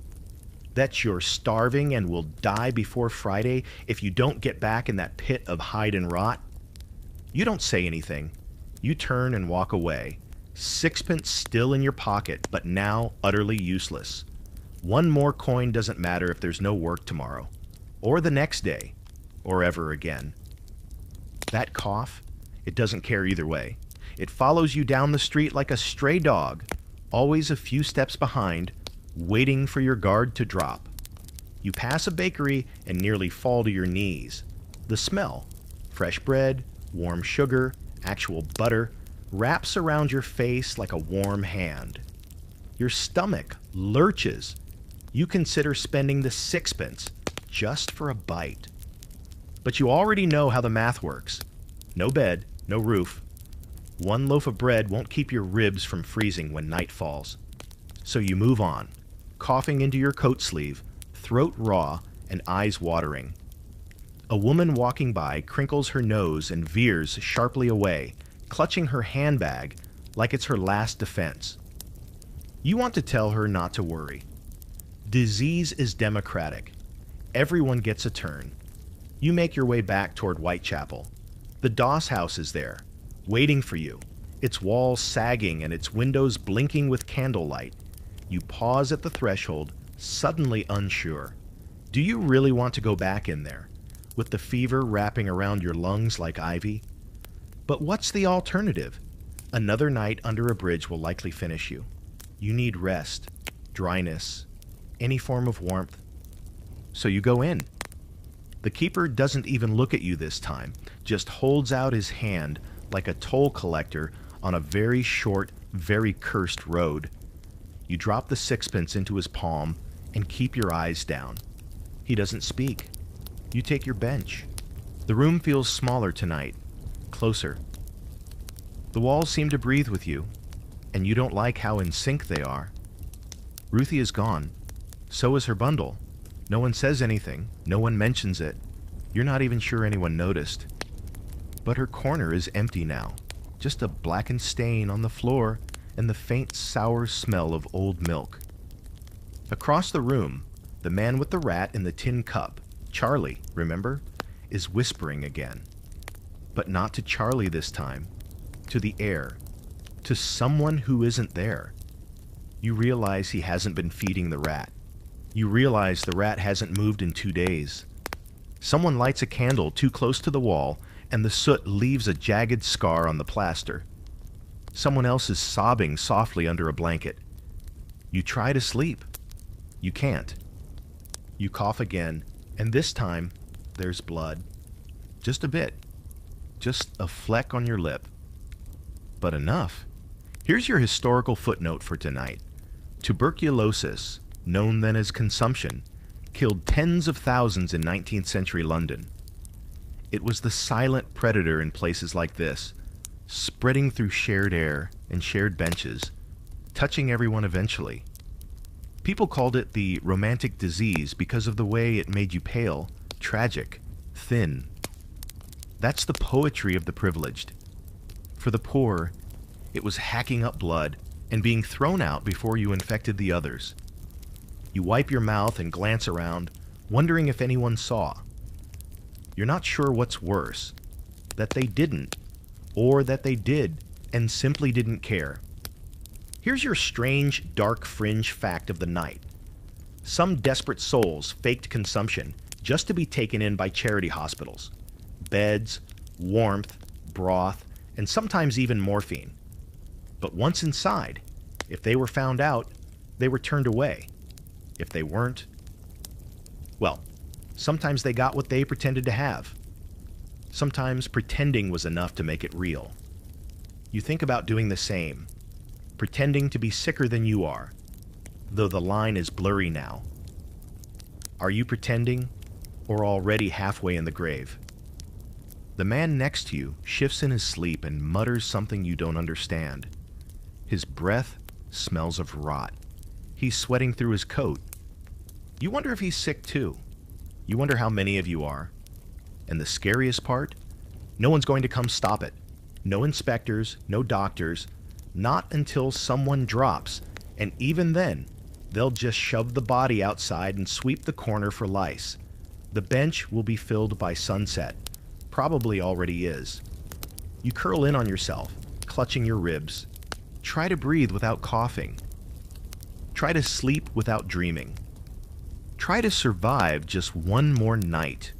You wake to stillness. That's the first sign something's wrong. Silence in a place like this is never natural. No coughing, no groaning, no muttered threats or scratching noises. Just a dull, heavy quiet, as if the air itself has been soaked in sleep. Then you notice the smell, even thicker than usual, sweet and sour all at once, like iron and rot cooked together in the damp. You sit up slowly, your breath clouding faintly in the morning chill. The light leaking through the cracked window is gray-blue. Not quite day yet. You know before you even see him. The man across from you, the one who coughed all night, isn't moving. He's lying on his side, eyes half open, mouth slack. You wait for the chest to rise. It doesn't. You stare for a long minute, hoping you're wrong, hoping he's just in that half-dead stupor everyone falls into here. But no, the flies have found him. They move in slow, confident spirals around his mouth. No one reacts, not even the keeper, who sits at his post sipping gin and pretending the room isn't down one occupant. It's not cruelty, exactly. It's routine. You realize, with a dull sort of awe, that this happens all the time. A body becomes background. Death is housekeeping. You should feel something, shock, fear, sadness, but all you feel is tired. You stare until the image burns into your eyelids, then stand and step over him. The floor creaks, and your boots leave faint wet prints. You're half expecting someone to stop you, to say something, but they don't. The Doss house carries on. The fiddle starts up again, a broken tune looping endlessly. The air tastes like dust and endings. A little later, when the keeper finally rises to deal with it, he doesn't call for help, doesn't even flinch. He grabs the man's ankles and drags him across the floorboards, the body leaving a faint trail of damp behind. The sound, wood, skin, wood, skin, sticks in your head like a drumbeat. You turn away before the keeper reaches the back door where the refuse goes out. You hear it close. That's that. Here's your historical fact of the morning, since we're pretending this is educational. Coroners rarely visited Doss houses unless someone important asked questions. Most deaths were unrecorded, buried without names, sometimes even without boxes. The dead were often stripped of clothing first, which was washed and rented out again by the keeper. Cheap laundry service by way of mortality. Nothing wasted. You lean against the wall, fighting the cough clawing at your throat. Every breath rasps. The inside of your chest feels like it's been lined with sandpaper. You press your hand against your sternum and imagine the infection spreading, blooming like mold. The thought makes you dizzy. You might be next. And still, you don't move. Eventually, hunger wins over dread. You shuffle outside into the cold, where the rain has stopped but left the puddles that reflect the gray sky like unclean mirrors. A cart rolls by, wheels splashing muck onto your trousers. You don't even bother wiping it off. You make your way toward the alley near Stinky Bill's cart, praying he's open, praying you've got enough in your pocket for something vaguely edible. He is open. The smell hits you before you even see him. Boiled vegetables, sweat, and despair. He ladles you a bowl of whatever's simmering today. It looks like wet sawdust and cabbage. You give him a coin, something smaller than a sixpence, maybe one of the last you've got. He doesn't look up, just mutters, "Careful now, hot." You nod, take the bowl, and sit on a curb that's slick with grime. The first mouthful burns your tongue. You don't care. The heat feels alive. You shovel it in, ignoring the texture, ignoring the taste, until you hit something hard. You stop, fish it out with a finger. A bone. Chicken, maybe. Or rat. You flick it away and keep eating. You'll worry about what it was later. Maybe never. You think about the man from this morning. You wonder what the keeper does with the bodies. The thought refuses to leave. You've heard stories of wagons at night, of men in aprons lifting shapes covered with rags, of the way they're gone by dawn. Sold to the surgeons, the rumor says. The doss houses get a few coins for each cadaver. Science gets its specimen. Everyone profits except the deceased. Here's your fringe fact of the day. In the 1800s, the demand for cadavers for anatomy schools was so high that body snatching became a profitable trade. When supply ran short, some snatchers stopped waiting for people to die. The line between collector and murderer blurred dangerously. Burke and Hare, you might remember, made a fortune killing their victims in Edinburgh just decades earlier. And London learned fast. The poor were both invisible and plentiful. Perfect merchandise. You swallow the last of your soup and feel it sit like a stone in your gut. Your breath steams faintly in the chill. You cough again, this time wetter, deeper. There's a speck of red on your palm when you pull it away. You stare at it, wipe it on your coat. No one around you notices. No one ever does. You go back inside before nightfall, partly to avoid the cold, partly because you don't know where else to go. The keeper doesn't even glance up this time. The benches are rearranged, slightly fewer now. Your usual one is still free. You sit. Try not to think about why. Someone mutters near the stove. The fiddler's gone, replaced by the hum of flies near the corner where the body used to be. The air's thicker than usual. Sweat and mildew and something underneath, an undertone you can't quite name, like rust, but heavier. You realize what it is and wish you hadn't. You shift your weight and stare at your hands, pale and cracked. You used to have fingerprints. Now, you just have stains. Historians like to argue about when the Great Sanitation movement began, when London decided to start caring about filth, disease, and death. Some say it was after the cholera outbreaks, when the city finally realized sewage running through the streets wasn't ideal. Others say it was when the middle class started noticing the smell. But sitting here now, breathing this air, you can't help thinking the movement came too late for anyone who mattered. You close your eyes, leaning your head against the damp wall. You listen to the creaks, the whispers, the drip from the ceiling.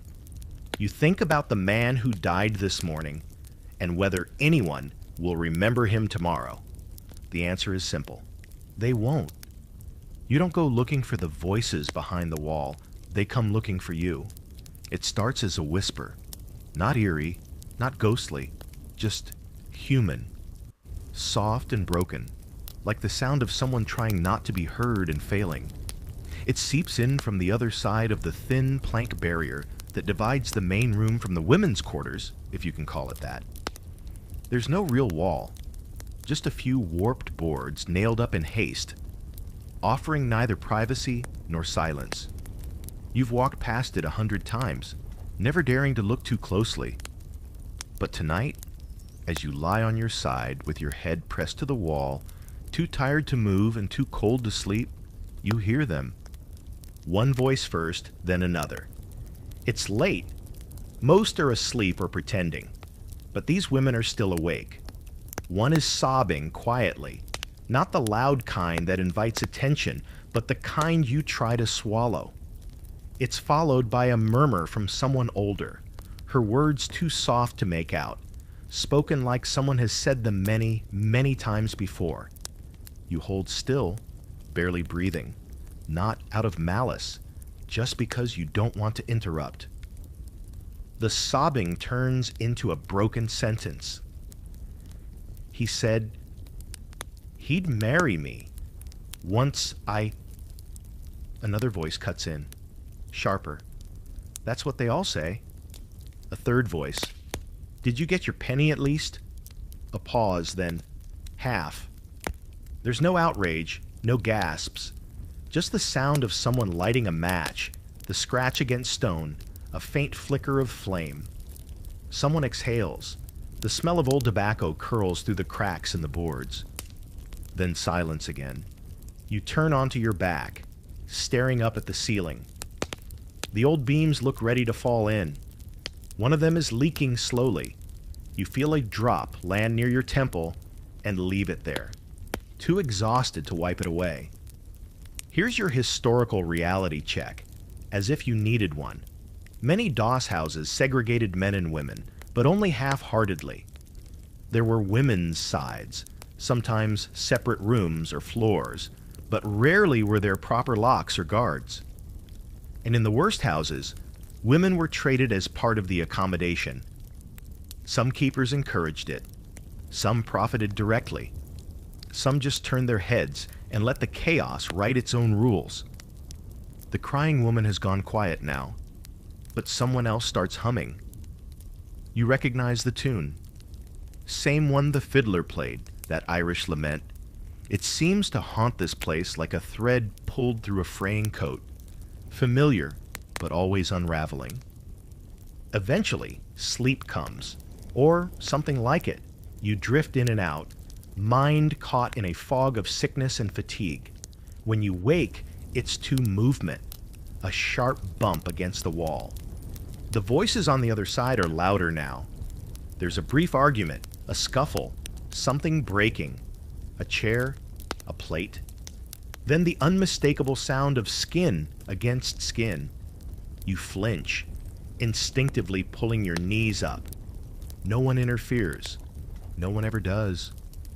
You press your hands to your ears and hold them there. The wall vibrates softly beneath you. Eventually it stops. A door slams. The room settles. You uncover your ears. And then you hear it. A lullaby, sung barely above a whisper, the notes stumbling, the lyrics half-remembered, a mother's voice, frayed from use. You don't know the song, but the tone is unmistakable. A baby cries once, then quiets. It's the most human thing you've heard in days. Here's a grotesque little fringe detail to chew on while you lay wide-eyed and paralyzed. There are reports of infants being born in doss houses and never leaving. Born into poverty, death, disease. No name, no records. Swaddled in rags, breastfed by starving mothers, rocked to sleep by exhaustion. Some survived, most didn't. Those who did learned the rules early. Don't cry too loud, don't wander too far. And don't ever expect anyone to remember your birthday. You don't sleep the rest of the night. Not really. Your cough comes back in fits, and your chest feels heavier with each breath, like your lungs are slowly filling with wet sand. You keep imagining what's on the other side of that wall. The women, the children, the things done to them, the deals made in shadows, the bodies that bend because there's no other choice. You wonder if Ruthie was over there before she vanished. By morning, the Doss house is a riot of smells and sound again.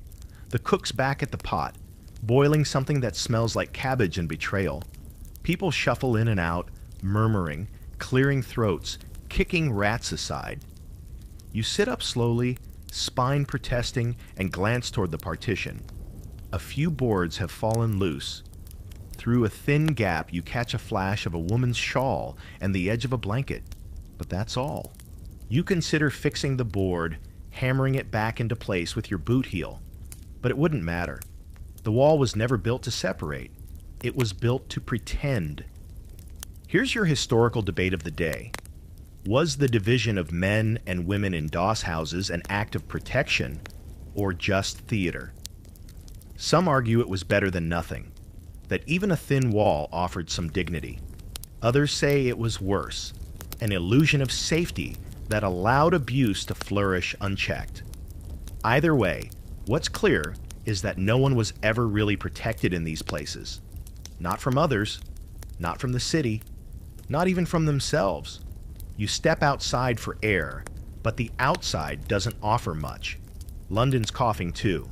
Thick fog choking the alleys, factories belching soot into the sky, horse dung dissolving underfoot. The street kids are out already, barefoot and shouting, chasing a dead pigeon with sticks. One of them pauses when he sees you and stares like you're the ghost. Maybe you are. You head toward the docks, not because you think there's work, but because it's better to move than sit. The idea of sitting still terrifies you now. When you're still, you hear the wall. When you're still, you feel the cough rising. When you're still, you start imagining what it might feel like to be dragged across the floor like the man 2 nights ago. Your legs take you past the tannery, past the soup kitchens, past the pawn shop with its 3 brass balls swaying in the wind. You don't stop anywhere. You're looking for something, anything, a place that doesn't smell like loss. You don't find one, but you do find a fence near the river, and you sit beside it, staring out at the black water. The fog rolls low over the surface, and the boats drift like sleepwalkers. You cough into your sleeve again, and this time it hurts. Deep and sharp. You taste copper. You spit, and the blood stains the cobblestone. You think of the woman behind the wall singing to her child. You think of how soft her voice was, and you wonder if that child will live long enough to hate the sound of it. You've heard of the rope room, but you've never seen it until tonight. It's the kind of place everyone jokes about when they've still got a coin or two to rub together, a last resort for the completely penniless. You thought it was a myth, honestly, some exaggerated story made up to scare newcomers. But it's real. It's very real. And you're standing in front of it now, shivering in the doorway as the keeper waves you inside with a grin that has nothing kind in it. "Penny for the rope," he says, hand out. "Half if you don't make it till morning." You can't tell if he's joking. You hand him the penny anyway. The room is smaller than the main hall. Low ceiling, no windows, just a single lantern burning in the corner. The air smells of sweat and wet hemp. There's a long, thick rope stretched across the space from one post to the other, about chest height.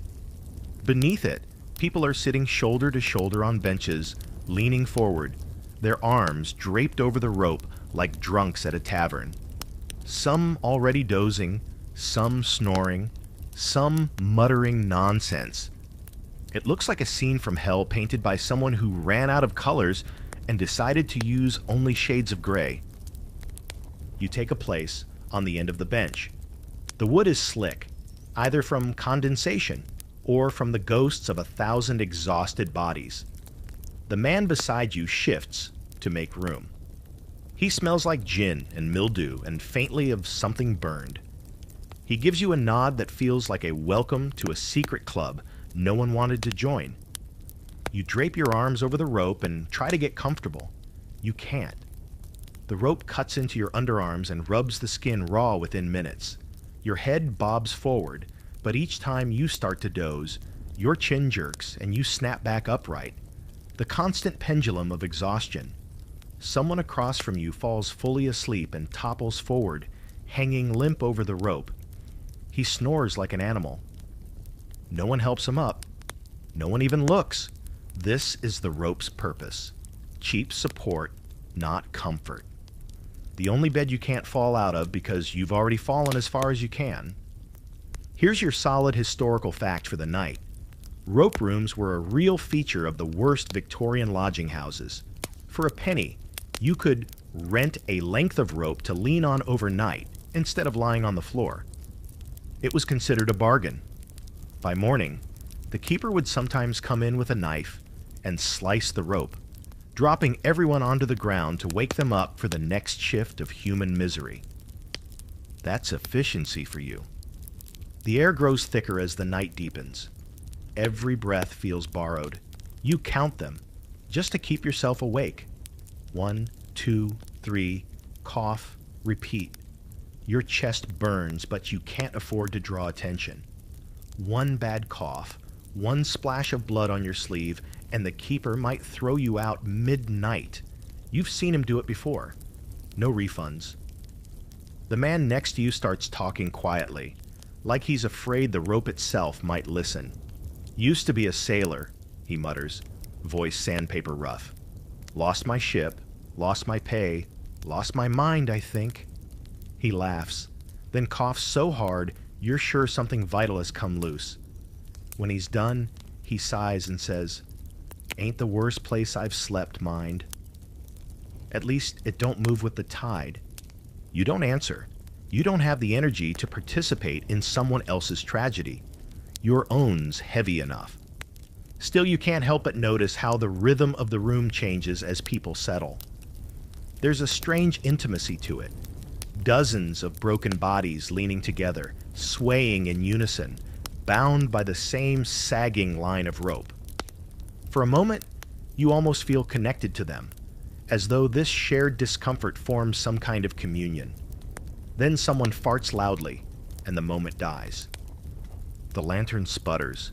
Shadows wobble across the walls. You close your eyes, let your head drop forward. The rope bites harder into your arms, but you stop caring. Sleep comes in jolts. 5 minutes here, 3 there, broken by coughing or someone shifting or the distant slam of a door. Time loses meaning. All that exists is the weight in your limbs, the ache in your back, the steady creak of the rope under dozens of sleeping souls. And then, suddenly, it's morning. You know because the knife comes out. There's a loud twang as the rope snaps free, and everyone collapses at once. You tumble forward, chin smacking the bench in front of you. A groan ripples through the room, a chorus of pain and profanity. The keeper laughs from the doorway. "Up, you lot. Rope's done for the night." No one thanks him. You push yourself upright, rubbing your chest where the rope burned your skin. The mark will stay for days, maybe weeks. You stretch your neck and watch the others shuffle out. Some limp, some blink like they've never seen light before. One man doesn't move at all, slumped over the bench, face hidden. You think he might just be sleeping. You hope he's just sleeping. You step outside into the cold dawn, and the world feels both too big and too quiet. The air is wet and sharp, and the fog still clings to the rooftops. Your arms ache, your lungs ache, even your soul feels bruised. But you're upright, and that's more than can be said for half the rope room regulars. Here's a quirky fringe detail that fits the mood. There were reports of the rope itself being recycled between lodging houses. If one broke, it was sold to another owner for a discount. The same frayed line could hold up hundreds of heads before finally rotting away. A kind of grim metaphor, really. London's poor, bound together by the same worn-out thread, passed around until it snapped. As the morning crowd fills the streets, you walk among them unnoticed. Office clerks with umbrellas, errand boys with baskets, women sweeping doorsteps that aren't theirs. You look like any other ghost in a city that's full of them. But the truth is, last night changed you. There's a rope burn across your chest, a mark that feels like it belongs to the city now. It's claimed you. You cough once, twice, and keep walking. You don't look back, because if you do, you'll see the keeper closing the rope room door, and you know someone inside won't be walking out today. You were warned. Everyone warned you. The streets talk, even when mouths are shut. The whisper runs like sewer water through every alley and under every arch. Don't get creative. Don't try the dodgy stuff. Don't play clever. And above all, don't try to earn your coin outside the thin line of what the city tolerates. But when your belly feels like it's folding in on itself and your cough has gone from nuisance to threat, desperation starts to sound an awful lot like opportunity. So you start asking questions, quietly, carefully, mostly near the docks, where rules blur and morals soften in the fog. You don't call it hustling. You call it looking, and the ones who know what you mean give you that slight tilt of the chin, that half grin, that you're about to be sorry look. It doesn't take long. By nightfall, you've got options. The first is simple if you've got the nerve. A man in a bowler hat offers you a bag full of old apothecary bottles and a script to read. Dr. Baudry's Wonder Elixir, soothing to the lungs, stimulating to the mind, and proven effective against ague, melancholia, and consumption. You taste it before agreeing. It burns going down, feels like gin spiked with kerosene. He grins when you cough. They like the burn, makes it feel like it's working. You take the job. 1 bottle, 1 coin, 2 if you throw in a testimonial with tears. You spend the morning hawking on street corners. You sell to 5 people, 3 old, 1 drunk, 1 just too tired to argue. You hate yourself with every pitch. Hate the hopeful look they give you. Hate the way you fake a cough and say, "I was nearly dead. This brought me back." Hate that you believe it might be true. You pocket your coins and vanish before anyone can try to return it. By afternoon, you've found a rhythm. You know which corners are safe, which keepers look the other way, and which customers will pay even more if you let them believe you're dying, and this little bottle is the only thing keeping you upright. You're a con man now. That's your job. And yet somehow, it feels better than nothing. But here's a delicious bit of historical rot. Victorian London was riddled with medical scams. Snake oil peddlers, lung tonics, cures for syphilis and hysteria and baldness, each bottle louder and bolder than the last. They took out full-page ads in newspapers, hired actors to faint in public and be revived on cue. Many were just gin. Some were worse. A few were straight-up poison. And the line between criminal and entrepreneur, it was blurry at best. Your next offer comes from a toothless man named Skiv. That's all he gives you. Just Skiv. He tells you he's got a job that pays better. Simple work. Bit dirty, sure, but you'll eat. You press for details, but he shakes his head. Best you see it first. So you follow. Through a narrow alley, past a row of collapsed buildings, to the back entrance of what might have once been a butcher's. Inside, a table, a stack of wooden boxes, and the unmistakable smell of old death. Not human, not quite. Skiv tosses you a pair of gloves that don't match. "We sort bones," he says. Big ones here, small ones there. Skulls, if you find any, set aside. Those fetch more. You ask where the bones come from. He smiles. People don't always keep track of cemeteries, do they? You don't ask again.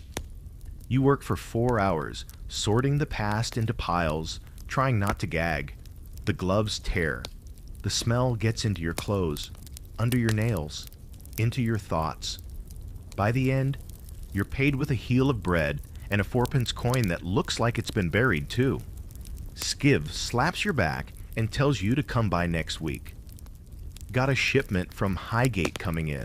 Real old stuff. Fancy. You don't sleep that night. The images in your head are too sharp. Long fingers, tiny jaws, child-sized skulls that rattle when you move them. You try to forget, but the smell won't let you. The next day, the weather turns. Cold sweeps down like a blade, and the city hunches its shoulders. Everyone walks faster, speaks less, hides their hands in sleeves. You head back to the Doss house with your pockets a little heavier, but your soul feeling bruised. The keeper doesn't say anything as you hand him the coin. He just eyes you for a long moment, then jerks his head toward the benches. Inside, the air feels sharper, almost sour. Someone's burned something they shouldn't have. Old cloth, maybe oil. It lingers like punishment. The crowd's thinner tonight. Fewer coughs, fewer noises. But you feel eyes on you, watching, weighing, as if the stink of what you've been doing clings to you. You sit, cough once, and it hurts. Deep this time. You press your sleeve to your lips and see pink. You wipe it away quickly. No one notices. Here's your fringe fact to ruin your appetite. Some of the dead sold to medical schools weren't entirely dead. There are cases, whispers, really, of people waking up mid-dissection, eyes fluttering just as the scalpel touched skin. Most of those stories were written off as myth, but in places where the poor weren't even listed in census rolls, how would anyone know? You think about that as you drift off on the bench, skin still crawling. The next morning, you try to go back to bottle pitching, but your voice cracks before you even get through the first line. Your chest tightens, your head spins. You spend the rest of the day slumped in an alley behind a bakery, inhaling flour dust and dreaming of loaves you'll never touch. By sunset, your coin is gone, and your options have folded in on themselves like rotten fruit. You return to the rope room that night. It's all you can afford. The same bench, the same creaking rope, the same burning sleep that leaves marks across your chest. You feel smaller this time, like the room itself has chewed off a part of you. The keeper walks by, pauses. Making money these days, are you? You say nothing, he grins. Just don't bring trouble here. You nod, because that's all you can do. The rope creaks, the bodies sag. And you think, maybe next time Skiv calls, you'll say yes. Maybe you'll start digging, not just sorting. After all, the dead can't complain. And you're not quite dead. Not yet. If there's a hierarchy in the Doss house, and there is, always has been, it's not based on strength, money, or even how long you've been alive. It's based on time. Time spent inside. Time spent surviving. Every hour you last in this place earns you a grain of something that might pass for status. Not respect, exactly. More like recognition. Like how barnacles cling tighter to the ship the longer they're there. You're becoming a barnacle. It starts with where you sit. You've been using the same bench for over a week now, and no one's tried to take it from you in 3 nights. That means something. The keeper doesn't grunt at you anymore. He just holds out his hand, and you drop the coin in like it's a tax. You don't flinch when the rope creaks or the fiddler's song loops again. You've adapted. There are people here you now know by sight, if not by name. The man who sharpens buttons into makeshift coins. The tall woman who sleeps standing against the wall, arms crossed like she's guarding herself in death. The boy who never stops twitching. You're part of their tapestry now. No one talks about it, but you've been accepted. And that means you're now ranked. Unspoken rules reveal themselves. Where you can spit, who gets to use the water jug first, who can leave a bundle in the corner during the day and not come back to find it rifled through or gone. You've reached the point where someone even warns you.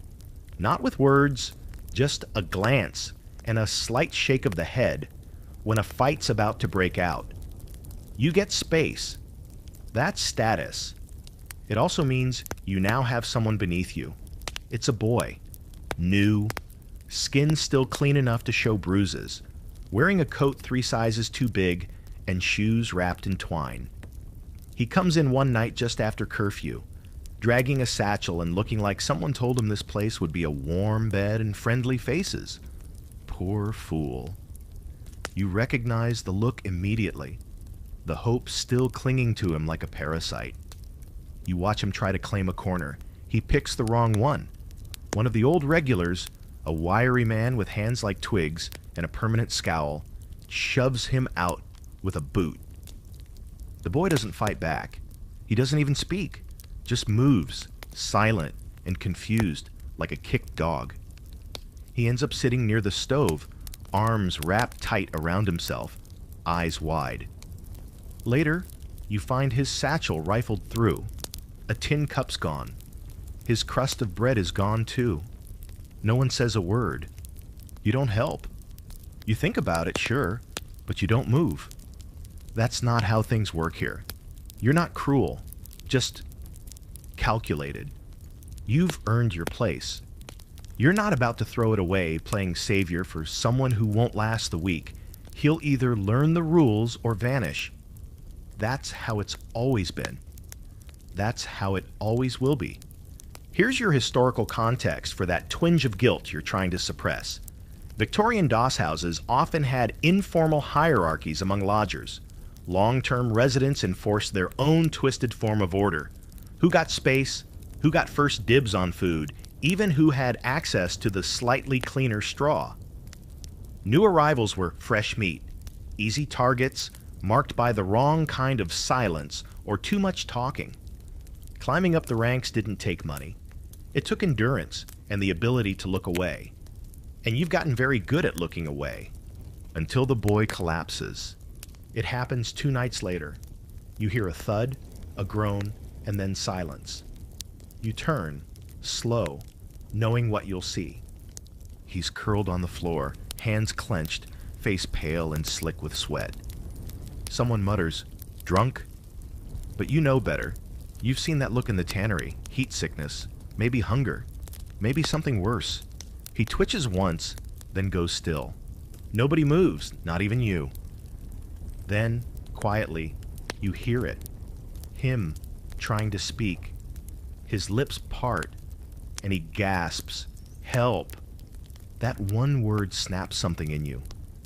You rise, step over bodies, kneel beside him. He's burning up.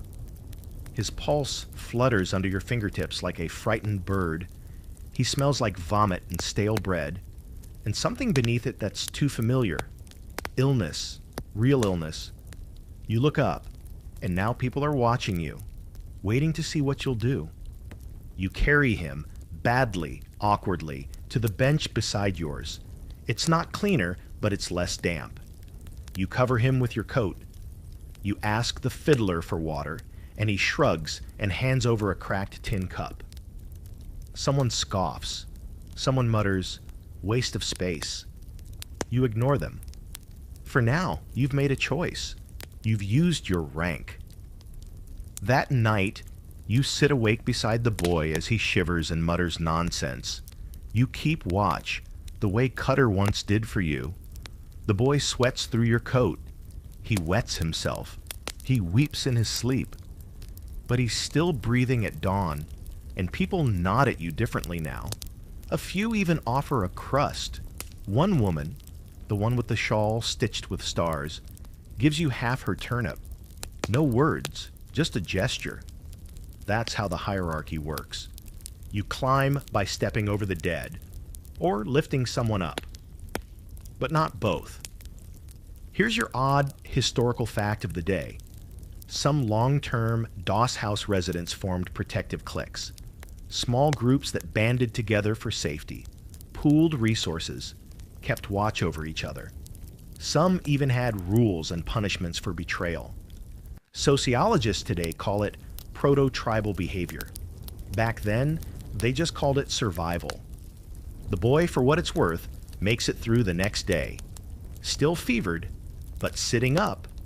He croaks out a thank you don't need to hear. You hand him a half-chewed piece of bread and tell him to eat it before someone steals it again. He smiles. You don't smile back. You're not here to be liked.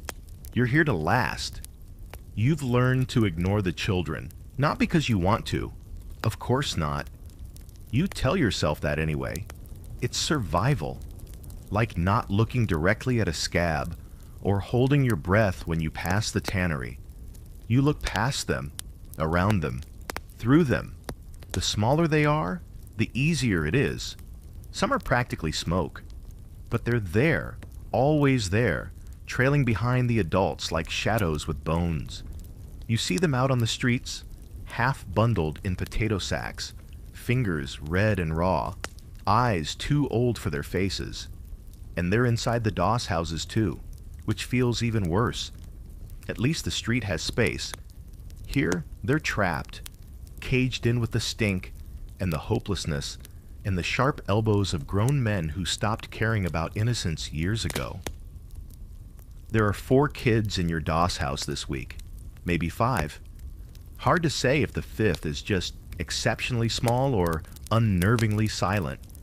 They drift through the corners, sleep under benches, curl up under the coats of others if they're lucky, or if they've paid in ways you'd rather not imagine. One of them, a girl with cropped hair and a torn scarf tied around her wrist like a bracelet, always seems to be watching you. You don't know why. Maybe because you gave that boy some bread a few days ago. Maybe because you still flinch when someone screams at night. That marks you, apparently. The boy you helped is doing better. He walks now, eats more than he talks. You've caught him watching the girl too. She's always moving. One of those kids who never stops, who's got that wild look in her eye like a bird that's been stepped on, but still pecks when cornered. You see her again one morning near the stove, crouched low and fiddling with something in her lap. You're curious, but you don't ask. Kids don't respond well to questions here. Eventually she stands, slips whatever it was into her coat, and disappears toward the partitioned-off women's side. That's the last you see of her for 2 days. Then, early one morning, just before sunrise, she shows up again. Bloody. Not covered in it, just spotted. Like it had splashed on her. Like she'd been too close to something that went wrong. She doesn't cry, doesn't speak, just crawls into a corner and curls up. The regulars take one look and go back to their own worlds. One mutters something about back alley justice. Another says, she'll learn. You say nothing. What could you say? Here's your grim historical fact for the day. Victorian Doss houses weren't just homes to vagrants and drunks. They were full of children. Thousands of them. Some born into the system. Others orphaned by plague, fire, crime, or indifference. Few made it to adulthood. The ones who did were rarely whole. Disease got many. Violence got more. Some just vanished. They'd slip into the night like coins down a drain, and no one noticed except maybe the one other child who had shared a blanket with them. Some nights, the girl sleeps near your bench. Not beside you, just close enough to feel the heat of a body that isn't hostile. She doesn't talk, doesn't ask for anything. She's got a way of making herself smaller than she is, like a stray that knows not to bark when the boots get too close. You give her a crust once. You catch her watching a second time and look away. Then one night, she disappears again. This time, you notice. You ask the boy, he shrugs. You ask the shawl woman, she doesn't look up. Then a full day later, you hear about the pit. It's not far from the Doss house, just off an alley you usually avoid, behind a row of collapsed buildings where the cities refuse to send cleanup crews. People say it's a dumping ground, refuse, debris, old mattresses, dead dogs, filth that no one wants to deal with. And sometimes, other things. Someone tells you, quietly, that the girl was seen there. You don't want to believe it, but the knot in your stomach is back, the one that only shows up when death's nearby. So you go. The pit is worse than you imagined. A crater full of broken furniture, ash, and rot. The kind of place where even rats look reluctant. There's no body, of course not. Not now. But there's a scarf, torn, tied in a knot, and it matches the one she wore around her wrist. You stare at it for a long time. Someone walks past and mutters, "Best not to ask questions."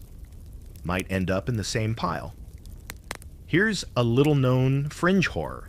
In parts of London, especially the East End, unofficial dumps became the resting place for more than just trash. If a child died in a Doss house and the body couldn't be quietly moved to a graveyard, or if they died out in the cold and no one wanted to pay for removal, they'd be buried in pits like this. Sometimes they weren't even dead yet, just close enough that no one wanted to stick around and find out. You walk back to the Doss house slowly. That night, the stove runs low. The fiddler's replaced by a man blowing tunelessly into a bottle. The boy who once thanked you is asleep near the door, arms curled around a bundle of rags, like it's a pet. The girl's corner stays empty. The next day, a new child shows up. Barefoot, dirty, eyes too wide. No one says a word. They don't need to. You've learned the rules. Children are born, children vanish, and the benches stay full. It's London's version of balance. It starts with boots. Not the familiar clatter of weary souls or the soft slap of barefoot wanderers. These are heavy, deliberate, and echo too loud across the wooden floor. The kind of sound that stops you mid-chew. You hear the door slam open, hard enough to rattle the old window panes, and suddenly the Doss house isn't just stinking and sad. It's alert. Every head lifts. Every body tenses. Even the stove's hiss seems to hush itself. Police? You know it before you see them. There's always a feeling that comes first. A pressure in the air, like someone dragging a full chamber pot across the floor right behind you. Then comes the voice, sharp and clipped, barking something about all men up and nobody moves. The keeper's already standing, hands up, playing harmless, doing that oily thing with his face like he's the most agreeable man in London. You've seen him spit on his own floor during inspections and then swear he scrubs it nightly. There are 4 coppers, uniforms wrinkled, but still official. One's tall and scowling, one's short and twitchy. The others don't even bother speaking. They carry lanterns and truncheons, the latter swinging casually like an unspoken promise. The tall one paces the room slowly, eyes sweeping over the benches like he's choosing a cut of meat. He stops near the stove and nods at the boy sleeping by the wall. "That him?" A pause. Then a voice from the door. One you hadn't noticed, raspy and female, full of fear but also vengeance. "That's the one. Took my satchel, my coin. Tried to..." She doesn't finish the sentence. The boy stirs, looks up, realizes. He bolts. It's a bad decision. There's nowhere to run. One copper grabs his arm. Another shoves his face down. Someone knocks over a bowl in the chaos. The lantern tips, catches briefly on a blanket, and for one awful second, you think the place is going to go up in flames. But the blanket is too wet with God knows what, and the spark dies with a hiss. They drag him out screaming. No one stops them. The door slams again. Silence. You stare at the empty patch where the boy was. You wonder if it was true. Wonder if the woman really saw him, or just picked the weakest face in the room. You've seen it happen. Blame doesn't need evidence. It just needs someone quieter than the accuser. Here's a fact to chew on. Police raids in doss houses were a regular spectacle in 19th century London. Sometimes it was for criminals, thieves, vagrants, escaped convicts. Sometimes it was to clear the place before a public event nearby. Other times it was just pressure from wealthy neighbors who didn't want to see the city's filth pile up too close to their front doors. The law didn't care about the poor. It cared about visibility. You watch the keeper resume his place at the desk like nothing happened. You wonder how many coins he makes when he helps with arrests. You wonder what stories he's told to make himself indispensable to the coppers. You wonder if he knows which of you are next. Later that night, you hear the older woman with the shawl whisper to someone, "It wasn't the boy. He never left the bench. I was watching." You roll over and face the wall. The next day, rumors fly. The boy's in jail. The boy's dead. The boy escaped. The boy confessed. The boy ratted out others. None of it's true. Or maybe all of it is. You'll never know. Truth doesn't live here. Only consequences do. And now, everyone's on edge. You see it in the way people flinch at sudden movements, how the stove circle is less crowded, how even the snorers are quieter.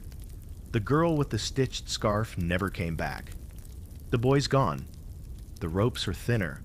And you're beginning to realize the hierarchy isn't about rank. It's about exposure. If you're too loud, you draw attention. If you're too silent, you vanish. The trick is somewhere in the middle. That night, you hear boots again. Different ones this time. Softer. Quieter. They don't belong to police. You don't sit up. But you watch. Two men, dressed like dockers, but too clean, stroll through the main room as if they own the place. One flicks a coin to the keeper. The keeper nods toward the women's partition. You try not to look, but you do. A woman is brought forward. She doesn't protest. She doesn't speak. She walks like her feet forgot how. The two men flank her like arms of the same machine. They disappear out the back. No one says a word. You know you won't see her again. Here's your fringe fact for this miserable evening. Some doss house owners doubled as pimps or worked with traffickers. It was lucrative. Poor women owed coin, offer their services to make up the rent. It wasn't called trafficking then. It was just business. And if they didn't come back, well, one less mouth to feed and a new bed to rent. You go to sleep with your boots still on that night. You dream of rope snapping, of benches breaking, of lanterns falling, and no one putting the fire out. You dream of boots. Always boots. In the morning, your chest hurts worse. The cough won't stop. You taste blood again. You sit up and realize the spot on your coat where you wiped your mouth is darker now. Stiffer. You hear someone say the workhouse is taking applications again. That if you get in early, they might not turn you away. They've reopened a new wing for the dying. For a moment you think, maybe. Then you remember what you've heard about the workhouse. Rules, labor, sermons, silence, and a coffin with your name carved the day you arrive. You lie back down. The copper-scented cough lingers, and the bench creaks, welcoming you back like a cradle you'll never leave. The first frost arrives like an ambush. One morning the city wakes beneath a skin of ice, thin, brittle, and already cracking, but it's enough to change everything. The air tastes metallic. Your breath hangs before you like cigarette smoke. Even the rats sound slower when they scurry past. The Thames moves sluggishly, chunks of ice floating down like pale ghosts heading for the sea. London in winter is a special kind of cruel. Beautiful from a distance, deadly up close. Inside the doss house, you can feel the cold, even through the damp boards. It seeps into the benches, creeps up your legs, licks at your ribs. The stove's dead. There's no coal. You can still smell the ghost of last night's fire. Char, ash, a faint trace of warmth. But it's long gone now. Everyone's huddled tighter than usual, body heat pooling in desperate clusters. You sit near the wall, back to the bricks, coat wrapped tight. It helps. Barely. The keeper doesn't bother lighting a candle this morning. He's conserving oil. He sits behind his desk, hat pulled low, gloved hands clasped together like a man guarding the gates of hell. He looks worse than usual, gray-skinned, lips cracked. You'd almost pity him if he weren't the kind of man who could throw someone out into this cold for breathing too loud. You hear a noise in the corner, a dull thud. You don't turn at first. You already know what it is. When you finally glance over, there's a shape slumped against the wall, one of the old men, the one who muttered sermons in his sleep. You can't see his breath. The woman beside him checks his wrist once, then pulls the coat off his shoulders and wraps it around herself. No one objects. No one calls the keeper. He'll deal with the body later, after breakfast, maybe. Here's your history lesson to pair with your numb fingers. The winter of 1879 was one of the harshest in Victorian memory. The Thames froze solid in places, ships stalled, and even the rookeries, those dense, maze-like neighborhoods where families stacked atop each other like timber, saw bodies piling faster than they could be buried. Charities ran out of coal by December. Workhouses turned away the dying for lack of room. God's pruning, one newspaper called it, as if mercy were seasonal. You're coughing again, harder this time.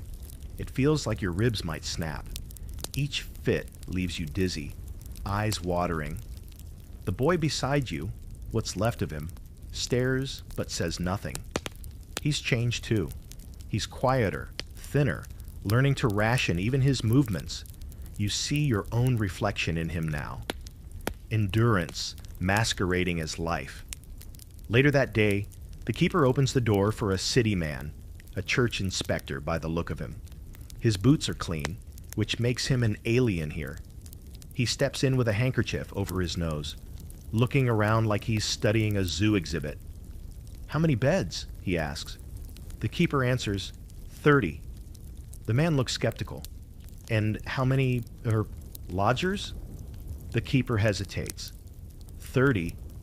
He says it again, louder, like that'll make it true. You can count at least 50. The man jots something in a notebook, mutters, "Charity report," and leaves as fast as he came. The door slams. The cold rushes back in, greedy for company. Everyone exhales at once, like the room's been holding its breath. Here's your quirky fringe fact for the day. Church inspectors were often paid per inspection, not per improvement. Their job was to document misery, not fix it.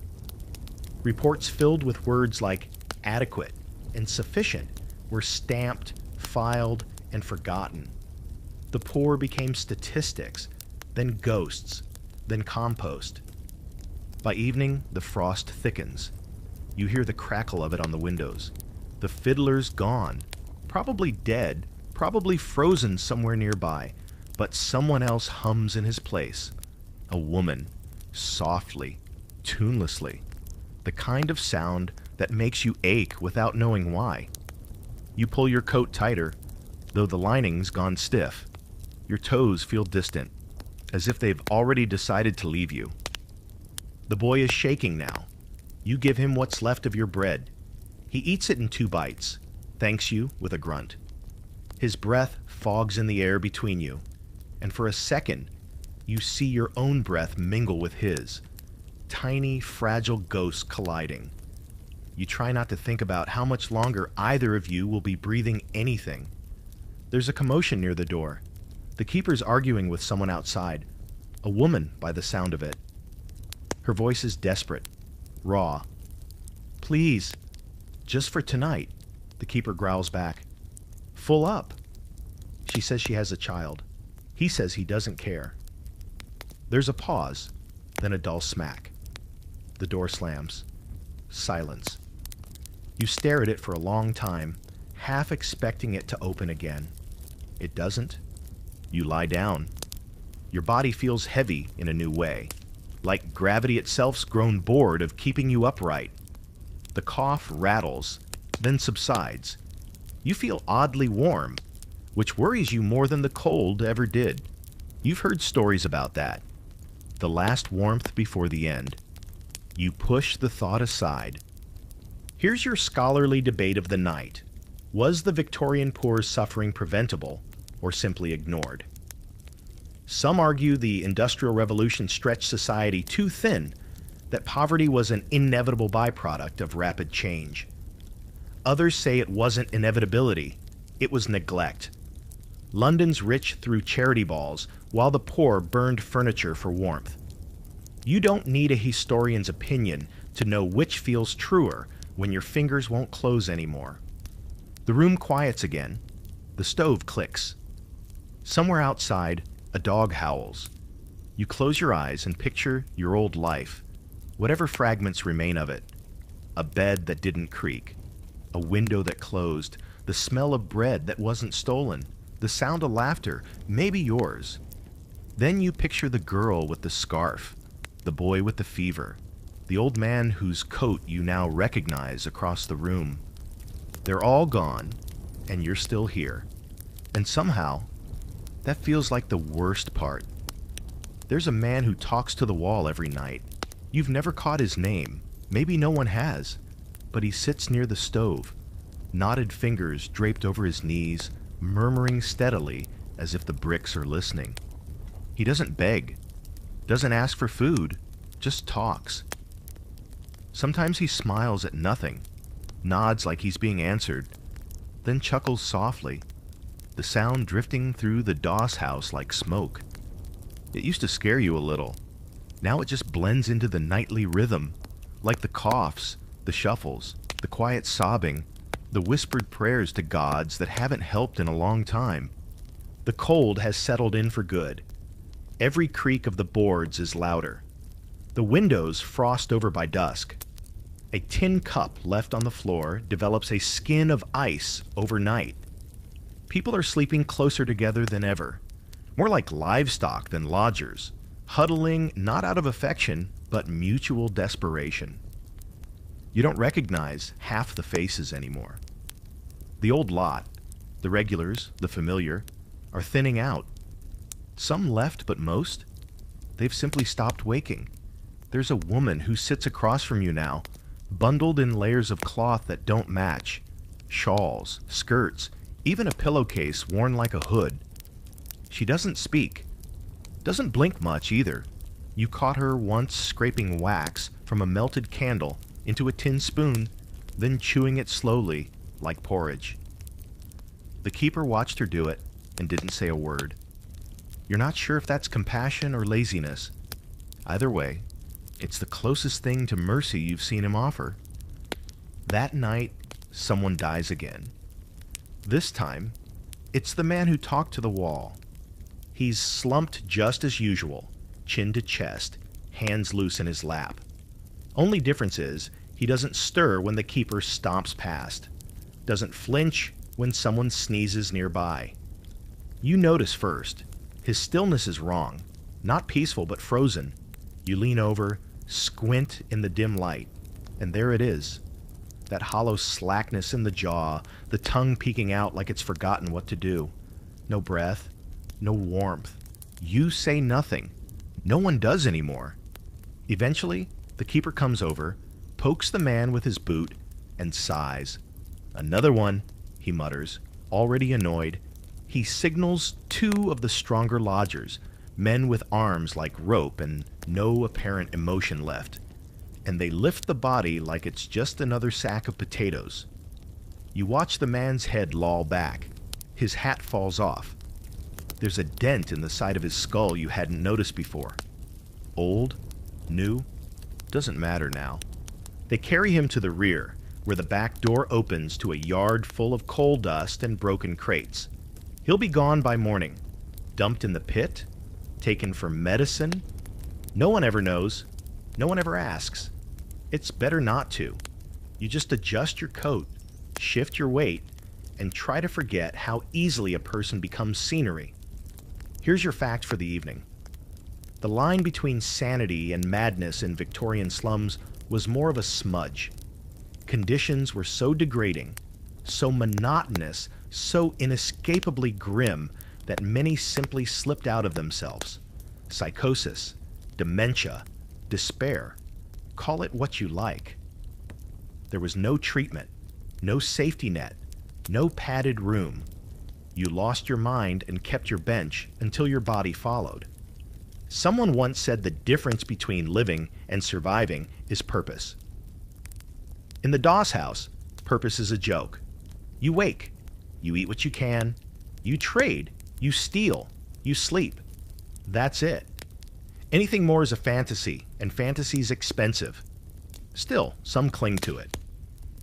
You hear about a man on the other side of Whitechapel who's convinced he's royalty, calls himself Duke of Dorset, swears the Queen sent him here as a test. People laugh, but he's alive, and that's more than can be said for the ones who understand reality too clearly. Here's your fringe fact. Strange but true. Some Victorian mental asylums refused the poorest patients because they were considered hopeless cases. No funds, no families, no records. They were turned away, sent back to the slums, or left to die in the streets. The government called it economical. The churches called it divine judgment. You call it what it is, abandonment. That night you can't sleep, not from fear, from stillness. Too many people have vanished. There's more bench space now. That used to be a luxury. Now it feels like a warning. You sit up, back aching, and stare across the room. You count 8 sleepers. There were 16 last week. You wonder if the keeper's pocketing their payments, still renting out their ghosts. Wouldn't surprise you. He could tell the inspectors this place holds 30, even if it's half full and half dead. Who would question him? You hear someone sobbing softly, not the loud, wild sobs of fresh grief, just the kind that leaks out of a person when they've finally given up pretending they'll be okay. It's coming from a man hunched in the corner. Might be new, might have been here the whole time. Doesn't matter. His face is buried in his arms. His body shakes like a busted bellows. You watch for a moment. You think about going over. You don't. You've learned. Not every drowning man wants a hand. You roll over and face the wall. There's a spider crawling just above your head. You watch it spin its web, delicate and silent, threading its way between 2 bent nails hammered in God knows how long ago. The spider moves with purpose, mindless but sure. You envy it. Here's your debate for the night. One scholar still chew on like tough bread.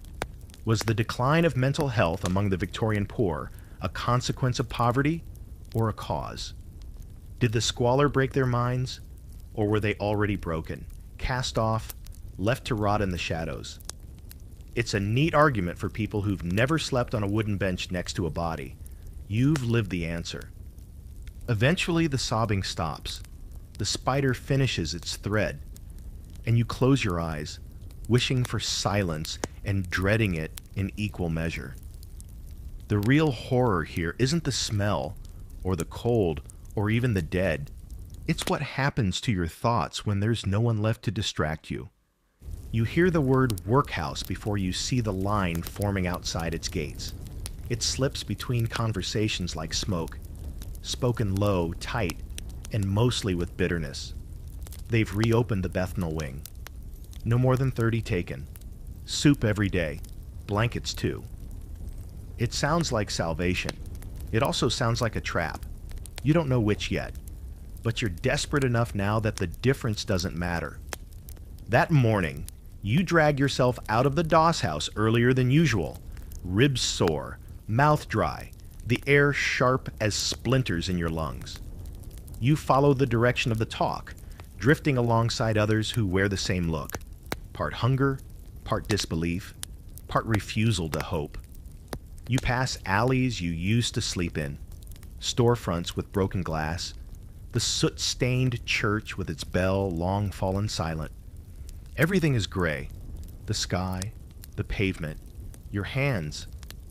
And then you see it. The line. It snakes along the stone wall outside the Bethnal Green workhouse, coiled with men and women hunched like crows. Some have bundles, most don't. A child cries near the front. His mother shushes him without even turning her head. No one speaks. No one dares. You get in line. The cold presses in, squeezing your joints until they creak when you shift your weight. Every breath feels thinner, like you're only getting the leftovers from the man in front of you. The line moves slow, one step every few minutes. You wait over an hour before you even see the iron gates up close. 2 guards stand by them, not police, but close enough.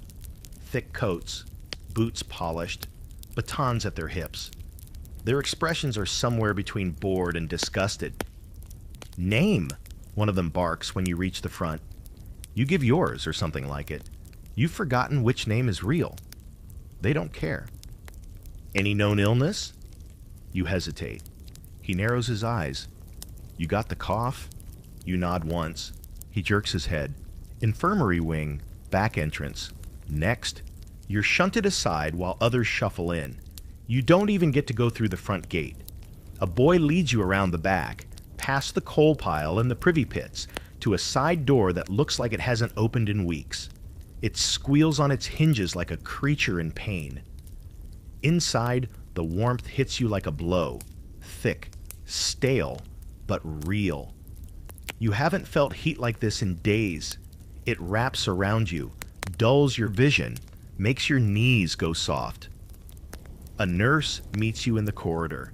She's not unkind, but she's tired. Hair pinned back tight, sleeves rolled, hands red from washing. She doesn't speak as she leads you into a narrow room. 8 beds, all full. Most of the men in them are coughing. One is wheezing so hard it sounds like a pump struggling for water. Another just stares at the ceiling, mouth open, unmoving. You get the 9th bed.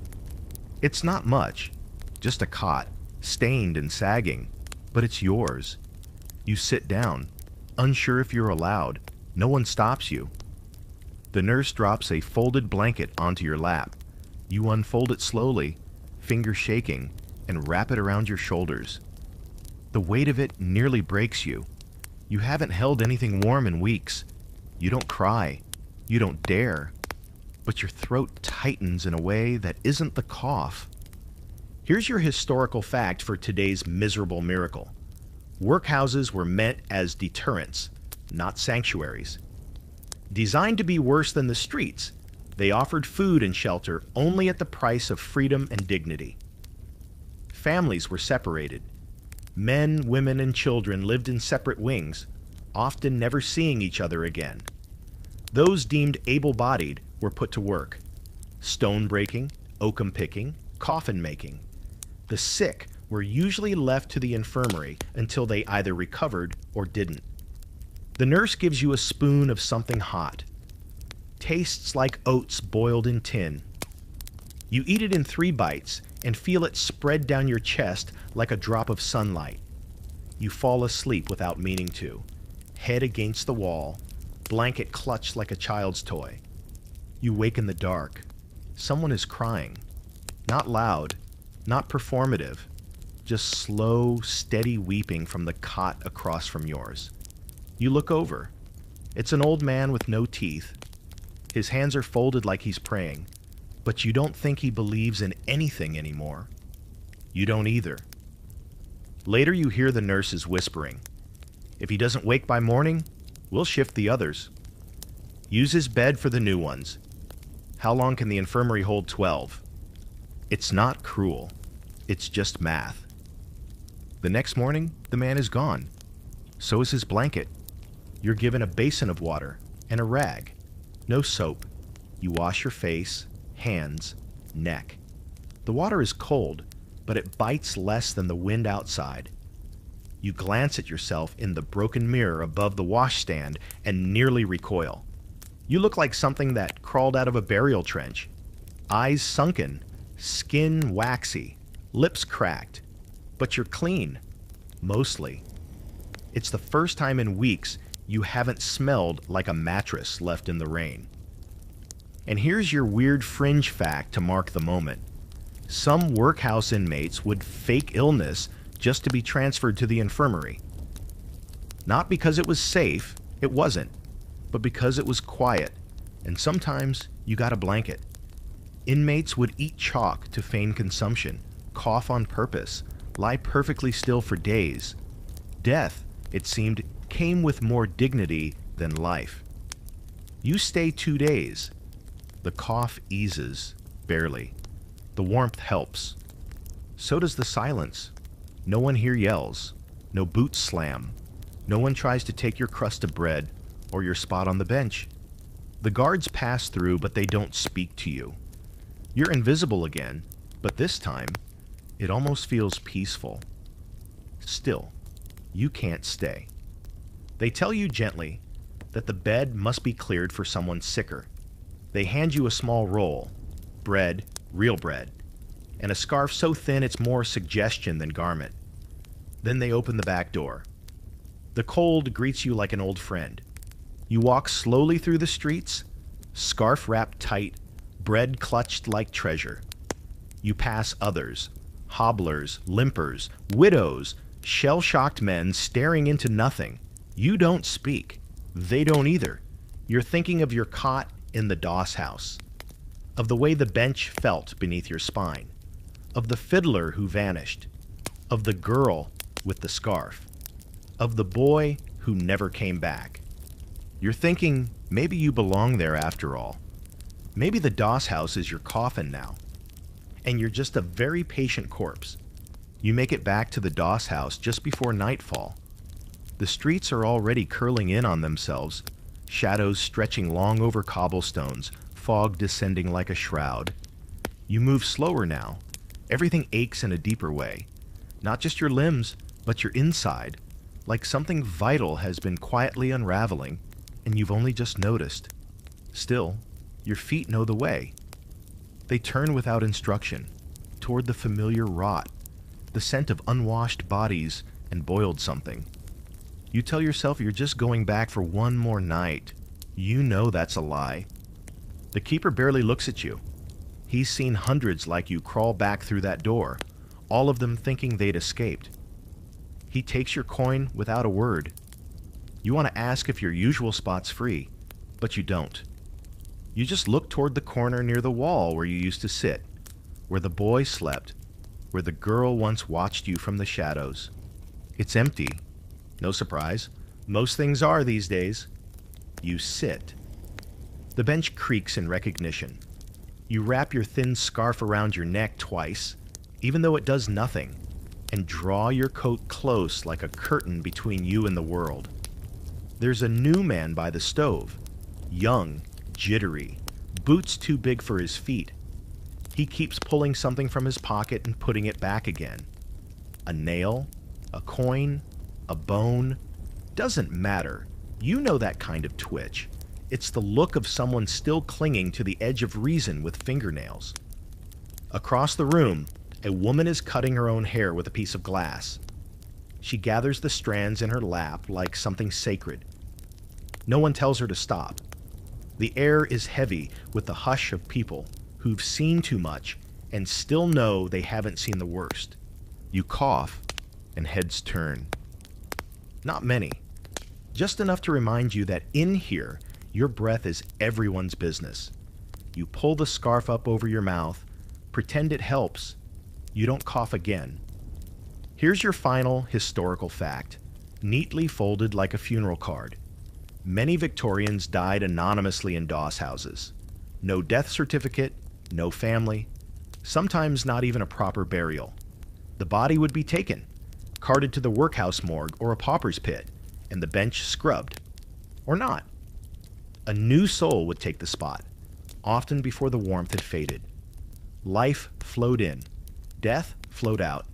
No ceremony, just a routine. You sleep poorly, dreamless mostly. At some point, someone screams. Just a short, sharp cry that dies almost instantly. No one moves. You don't even open your eyes. That's how deep you've gone now. There's no alarm in your body anymore. Only echoes. When you wake, it's to quiet. That's unusual. Even in the Doss house, morning brings shuffling, groaning, a kind of half-choreographed chaos. But not today. Today it's still. Too still. You sit up slowly, joints stiff, heart suddenly loud in your chest. You scan the room. The benches are half full. Some of the regulars remain. The fiddler, somehow returned but silent now. The scarf woman, her eyes darker than ever. The man who sharpens buttons, asleep with his hands tucked into his shirt. But someone's missing. The boy. You ask the keeper. He shrugs. Didn't wake up. You wait for more. You don't get it. No one mourns here. Grief is too expensive. So is hope. They say the body was taken before dawn, wrapped in a curtain and dragged through the back door. Maybe he's in a real grave now. Probably not. You feel something sink inside you. Something deeper than sadness. It's the kind of ache that has no sound, no shape. Just weight. You step outside that afternoon. Not because you want to, but because you need to breathe air that hasn't been coughed out of a dozen lungs. The fog is back, but thinner today. The streets are glazed with ice, slippery but glittering in the pale light. You walk slowly, aimlessly, following nothing. You pass a bakery with no bread, a church with no prayers, a school with no children. You end up near the pit. It looks smaller now, though you know it isn't. Your eyes have just changed. You stare at the mound of frozen refuse and think of the girl, the scarf, the others. You wonder how many names the city forgot this winter alone. You wonder how long until yours is one of them. Here's your final fringe fact. Something almost too bitter to swallow. Some Doss house lodgers were unknowingly used for medical study. Unclaimed bodies, especially those from the poorest districts, were quietly transferred to hospitals and schools. Cut open, poked, displayed. Their last dignity stripped beneath a glass dome, surrounded by the curious eyes of men who would never step foot in the world those bodies came from. You walk back to the Doss house just before dark. Your body feels slow, your hands like stone. You hand over your last coin. The keeper says nothing, just points. You take your place on the bench. You close your eyes. You listen to the soft breathing of those still clinging to the edge. And you wonder, if tonight is your last night, who will take your place? Will they notice the shape you left behind in the boards? Will they sleep more soundly because you're gone? Probably not. But maybe, just maybe, they'll find the warmth you left behind and think, someone lived here. Someone tried. Hey guys, if you're still awake, and honestly, I wouldn't blame you if you drifted somewhere in the middle of that last cough, take a deep breath. Yeah, that one. You made it through London, through the frost, through the stink and the benches and the endless sound of boots on cobblestones. You survived where thousands didn't. That's no small thing. Close your eyes for a second. Picture that Doss house again, but empty this time. The stove still cold, the rope sagging, the benches worn smooth. The ghosts are quieter now. The girl's scarf is folded neatly on the sill. The boy's laughter, if you strain, is just a faint echo, like wind under the door. The city hums outside, modern, alive, unrecognizable. and you realize how far you've traveled, even if it was only in your head. Every city has its forgotten corners, its stories that rot between bricks. The Victorians didn't mean to invent homelessness. They just learned to ignore it better than anyone before. But you saw it. You walked through it. You breathed that air and came out the other side with a bit more weight in your chest. Maybe empathy smells faintly of soot. If you're listening in the dark right now, maybe under a blanket or with the fan humming the way I asked at the start, let that sound be your rope tonight. The good kind, the one that holds instead of cuts. Because the truth of history isn't in the kings or the wars. It's in the benches, in the coughs, in the quiet moments where someone tried to help another survive one more night. So sleep easy, traveler. London's fog is lifting, the lamps are dimming, and somewhere the stove's finally warm again.